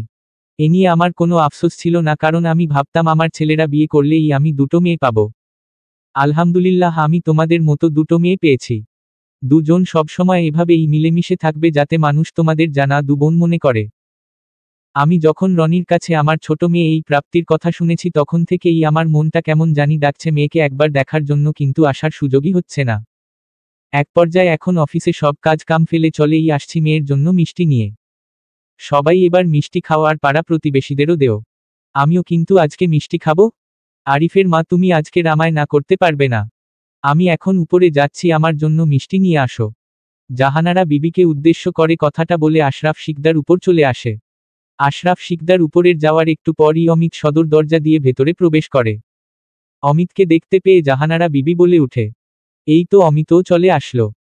সুরাইয়া আর আজরিন তখন ডাইনিং টেবিলে মিষ্টিগুলো কাকে দিবে তা ঠিক করছে। জাহানারা বিবি কথায় তাদের নজর পড়ে অমিতের পানে। অমিত উপরে যেতে যেতে বলে, আমার জন্য এক কাপ কফি পাঠিয়ে দিও তো। অমিতের কথায় সুরাইয়া মৃদু হেসে বলে, দেখছো আজরিন, অমিত এখন আর বলে না, সুরাইয়া আমার জন্য কফি পাঠিয়ে দে তো। এখন নাম ছাড়া বলে যাতে তুমি বানিয়ে দেও। যাও তোমার সাহেবের জন্য কফি নিয়ে। কোন সময় আবার মতো উল্টে যায়, মতো উল্টে গেলে কিন্তু আর খাবে না। এদিকটা আমি সামলে নিচ্ছি। আজরিনকে কফি বানিয়ে উপরে যেতে দেখে জাহানারা বিবি বলে, অমিতের জন্য কফির সাথে দুটো মিষ্টিও নিয়ে যাও। মিষ্টি খায় না তো দেখ আজকের খায় কিনা। আজরিন একটা ট্রে করে মিষ্টি কফি নিয়ে রুমে এসে দেখে অমিত রুমে নেই। কিন্তু বেলকনির দরজা খোলা দেখে আজরিন বুঝতে পারে অমিত বেকনিতে। আজারিন বেকনিতে এসে দেখে অমিত ফ্রেশ হয়ে বেকনিতে থাকা বেতের চেয়ারের বসে মোবাইল স্ক্রোল করছে। অমিত আজরিনকে তার সামনে থাকা বেতের টেবিলে কফির সাথে ট্রে থেকে মিষ্টি পিরিচটা নামাতে দেখে বলে ওঠে, মিষ্টি দিতে হবে না, আমি মিষ্টি খাই না। আজরিন অমিতের কথাকে উপেক্ষা করে মিষ্টির পিরিচটা রেখে আজকে মুখের উপর বলেই দেয়, আপনার কথা শুনলেই বোঝা যায় মিষ্টি খান কি খান না। মিষ্টি খান না দেখেই তো মুখ থেকে সবসময় করলার মতো কথা ঝরে। আজকে থেকে মিষ্টি খাওয়ার অভ্যাস করুন, দেখবেন মুখ থেকে মিষ্টির মতো কথা ঝরছে। আজরিনের বলা কথাগুলো শুনে মুহূর্তের মধ্যে অমিতের চাহনি বদলে যায়। আর সেই চাহনি দেখে আজরিন ভ্যাবাচ্যাকা খেয়ে যায়। চোখ ফ্যালফ্যাল করে মেলে নিজের মুখটাকে হাত দিয়ে চেপে ধরে। আর ভাবতে থাকে, এই যা, আমি কি বলে ফেললাম। রাক্ষসটা চাহনি দেখে মনে হচ্ছে গিলি খাবে। অমিত অস্বাভাবিক চেহারায় নিয়ে বসা থেকে দাঁড়িয়ে পড়ে। অমিতের এই দাঁড়িয়ে পড়ার মতিগতি আজরিনের কাছে ঠিক লাগছে না। চিত্ত বলে, গরম কফিটা এখন মুখে ছুঁড়ে মারবে নাকি। আজরিন চিত্তের কথা শুনে অমিতের সামনে থেকে ছুটে চলে যাওয়ার জন্য পিছন ঘুরে পা বাড়াতেই অমিত পিছন থেকে আজরিনের হাতটা টেনে ধরে। আজরিন নিশ্চল দাঁড়িয়ে ভীতসন্ত্রস্ত হয়ে শুকনো ঢোক গিলতে গিলতে পিছন ফিরে অমিত পানে তাকায়। চোখে তার ভয়। সেই ভয় ঠোঁট জোড়া কাঁপছে। কিছু বলতে যাবে তখনই অমিত তাকে টেনে কাছে নিয়ে আসে। অমিত কি করবে? আজরিন তা বুঝার আগেই অমিত মিষ্টির পিরিচ থেকে একটা মিষ্টি নিয়ে নেয়। তারপর এক হাতে আজরিনের গাল দুটো চেপে ধরে আর আজরিন মাথা নাড়তে থাকে, সাথে কিছু বলার চেষ্টা করে। কিন্তু কে শুনে আজরিনের কথা? আজরিনের মুখ হা হতেই তার সাথে অনেক লড়াই করে অমিত পুরো একটা মিষ্টি আজরিনের মুখের ভিতর দিয়ে তাকে ছেড়ে দেয়। আর নিজে পাশ থেকে কফির কাপটা তুলে নিতে নিতে বলে, এবার মিষ্টি মুখে নিয়ে মিষ্টি মিষ্টি কথা বল। আজরিন মুখ ফুলিয়ে হতবাক চেহারা নিয়ে অমিতের পানে তাকিয়ে নিশ্চল দাঁড়িয়ে আছে। মুখের মধ্যে থাকা মিষ্টিটা নাড়ানোর সাধ্য তার হচ্ছে না। অমিত কফির কাপে চুমুক দিয়ে আবার বলে, কি হয়েছে এভাবে তাকিয়ে আছো কেন? মিষ্টি মুখে আছে তো এবার মিষ্টি মিষ্টি কথা বলো আর আমি শুনি। এতক্ষণও তো খুব কথা বলছিলে, এখন চুপ কেন? অমিত কফির কাপটা হাতে নিয়ে আজরিনের চারপাশে ঘুরতে ঘুরতে আরো বলে, খুব অত জ্ঞান দিচ্ছিলে আমায়। কি যেন বলছো আমি মিষ্টি খাই না দেখে করলার মতো কথা বলি? এখন তো আছে দেখি কথা বল। আমি কখন মিষ্টি কথা শুনি নাই, আজকে তো একটু শুনি মিষ্টি কথা কেমন হয়। নির্বাক আজরিন আর অমিত তার এই অবস্থার খুব ভালোই সুযোগ নিচ্ছে, তাই তো একের পর এক কথাই বলে যাচ্ছে। এই যা, কথা বলছো না কেন? এখন তো মনে হচ্ছে কথা না তোমার মুখ থেকে মিষ্টি রস পড়বে। আজরিন অমিতের কথাগুলো শুনে আর এক মুহূর্তও না দাঁড়িয়ে ফুলো মুখ নিয়ে ট্রে হাতে ছুটে চলে যায়। অমিত পিছন থেকে আজরিনের চলে যাওয়া দেখে আর উঁচু স্বরে বলে, এই আবার ফেলে দিও না, খেয়ে নিও। তারপর মুখ থেকে মিষ্টি মিষ্টি কথা ঝরবে। সাথে মলিন হাসে। সকাল থেকে আজরিন সেজেই যাচ্ছে, তার সাজ যেন শেষই হচ্ছে না। আয়না আর ওয়াশরুমের মধ্যে দৌড়াদৌড়িতে আছে। একবার এই জামা পরে তো আবার অন্য জামা। এই পর্যন্ত তার অলরেডি 4-5টা জামা চেঞ্জ করা হয়ে গেছে। আর তার এসব কাণ্ড কারখানা বিছানায় শুয়ে শুয়ে আর চোখে দেখে যাচ্ছে অমিত। তার চিত্ত বলছে, এই নিয়ে মেয়েটাকে 2-4টা কথা শুনিয়ে দিতে, কিন্তু মস্তিষ্ক তাকে বাধা দিচ্ছে। আজরিন এবারের জামাটা পরে একটু স্বাচ্ছন্দ্য বোধ উপলব্ধি করছে। হেলেদুলে এপাশ ওপাশ করে আয়নাতে নিজেকে দেখছে আর নিচু স্বরে বলছে, এবার আমায় ঠিক লাগছে, একদম পারফেক্ট পাকিস্তানি নায়িকা। পাকিস্তানি নায়িকা কি, ওরাও আমার কাছে ফেল। নিজের সৌন্দর্যের মহিমায় দেখে এটা বলেই আজরিন লজ্জায় হাত দিয়ে নিজের মুখ লুকিয়ে ফেলে। সে নিজেকে সুন্দর দেখানো নিয়ে এতটাই ব্যস্ত হয়ে পড়েছে যে তার মনেই নেই রুমে সে একা না, অমিতও আছে। এসব পাগলামি দেখলে যে অমিত তাকে পাগল ভাবতে পারে সেটা তার মাথায় নেই। হঠাৎ অমিতের কথা মনে পড়তেই আজরিন মুখ থেকে হাত সরিয়ে আয়নার পানে তাকায়। আয়না থেকে বিছানার পানে তাকাতেই দেখে অমিত তার দিকে ফ্যালফ্যাল করে তাকিয়ে আছে। সেটা দেখে আজরিনের হাসিমাখা মুখটা নিমেষে মলিন হয়ে যায়। আজরিনের এভাবে তাকানোতে অমিতও দৃষ্টি সরিয়ে নেয় হাতে থাকা মোবাইলের পানে আর গনগনিয়ে বলতে থাকে, এই মেয়ে দেখি সত্যি সত্যি পাগল হয়ে গেছে। 2 ঘন্টা যাবৎ কি করে যাচ্ছে নিজেও জানে না। মনে হচ্ছে বান্ধবীর বাড়িতে না বিয়ে বাড়িতে যাচ্ছে। অমিতের মুখ নাড়ানো দেখে আজরিন ঠোঁটে লিপস্টিক দিচ্ছে আর ভাবে, এই বেডা নিশ্চিত আমায় পাগল বলে নিন্দে করছে। আর করাটাই তো স্বাভাবিক, আমি এতক্ষণ যাবৎ যা করে আসছি তা একটা সুস্থ মানুষ করে নাকি? না না, দোষ আমারই, লোকটাকে কিছু বলা যাবে না। এসব ভাবনার মাঝেই আজরিনের জিহ্বায় কামড় পড়ে যায় আর সে চেঁচিয়ে ওঠে। আজরিনের আকস্মিক চেঁচানোতে অমিত বিরক্ত নিয়ে বলে ওঠে, তোমার আবার কি হলো?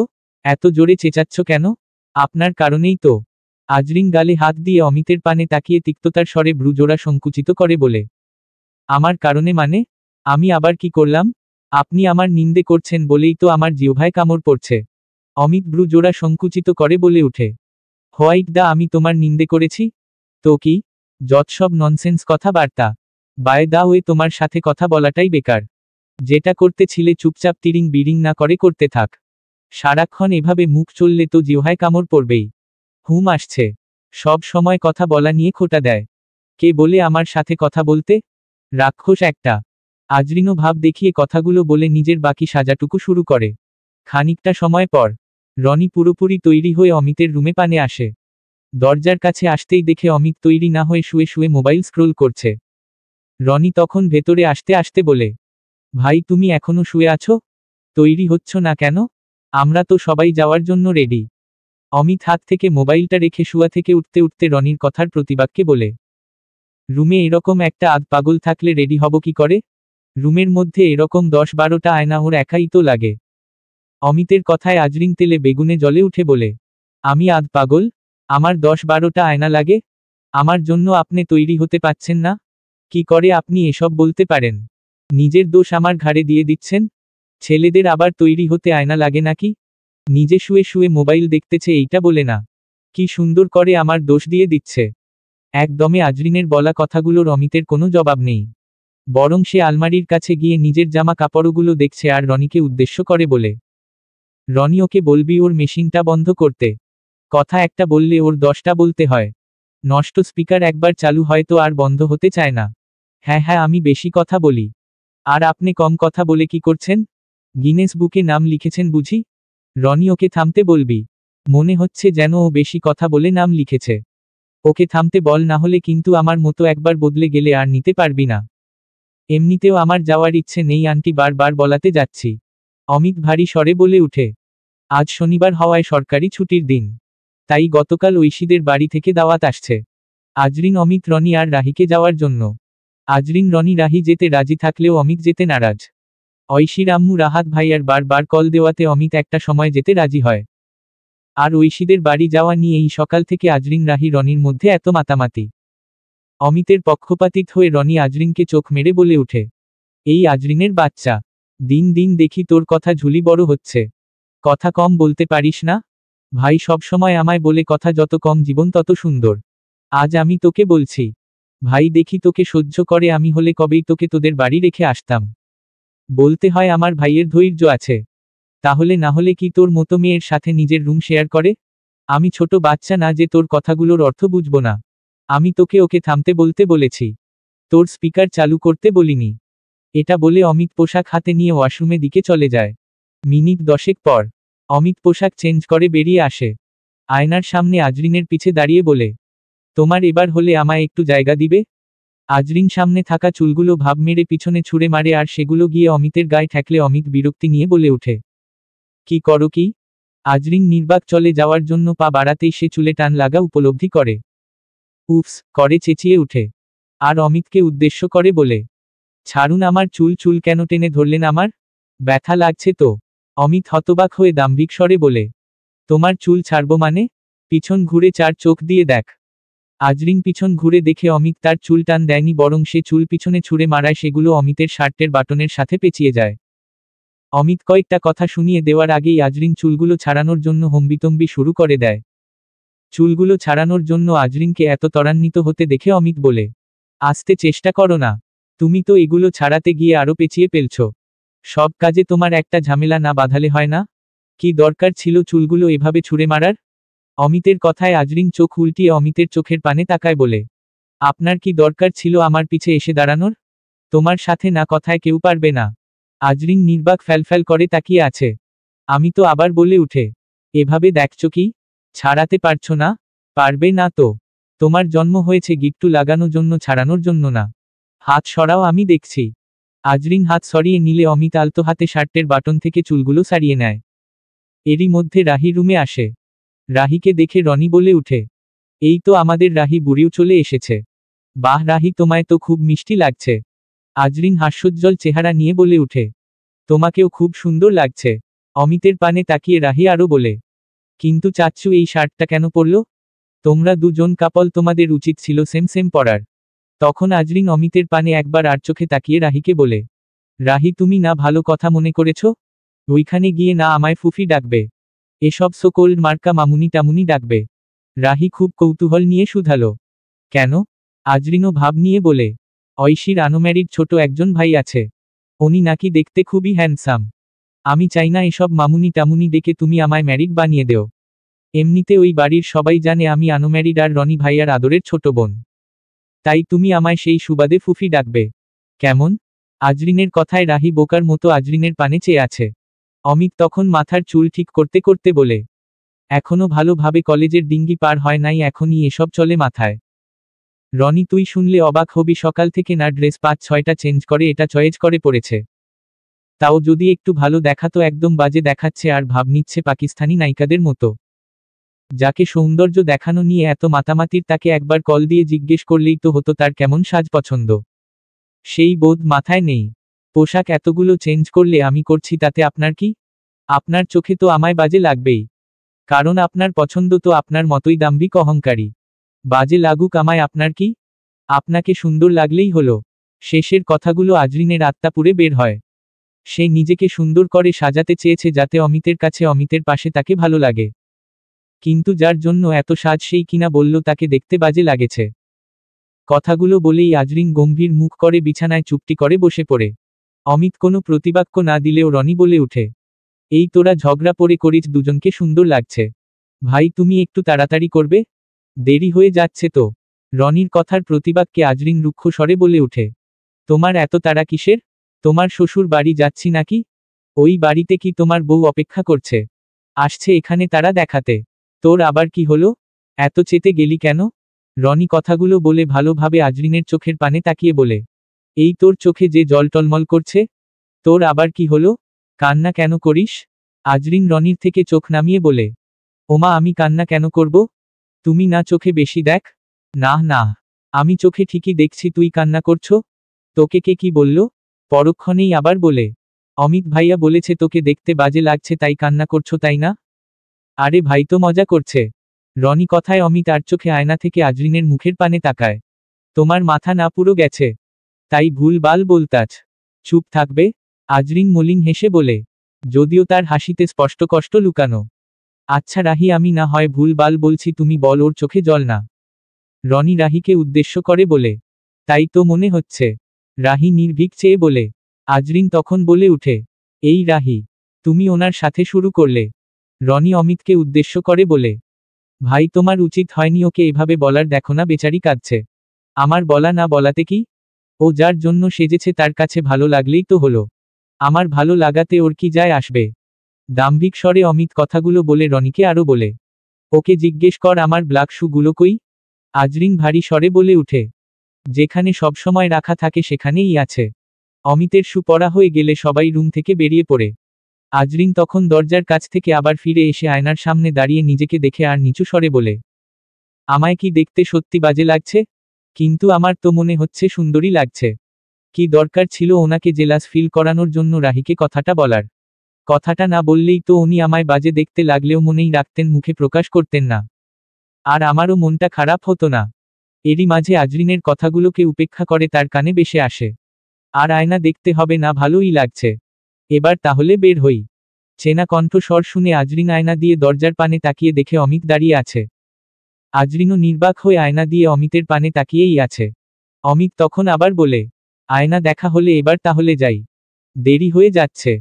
অমিতের বলা মলিন স্বরে মুহূর্তে মধ্যে আজরিনের মেঘে ঢাকা বিষাদ আত্মায় সূর্যের রশ্মির দেখা মিলল। তার এতক্ষণ ধরে থাকা ফ্যাকাশে মুখচন্দ্র খানা ফুরফুরে হয়ে উঠল। রনির ডাক কানে বেশে আসলে অমিত যাওয়ার জন্য পা বাড়ালে আজরিনও মলিন হেসে অমিতের পিছে পিছে বেরিয়ে পড়ে চলবে।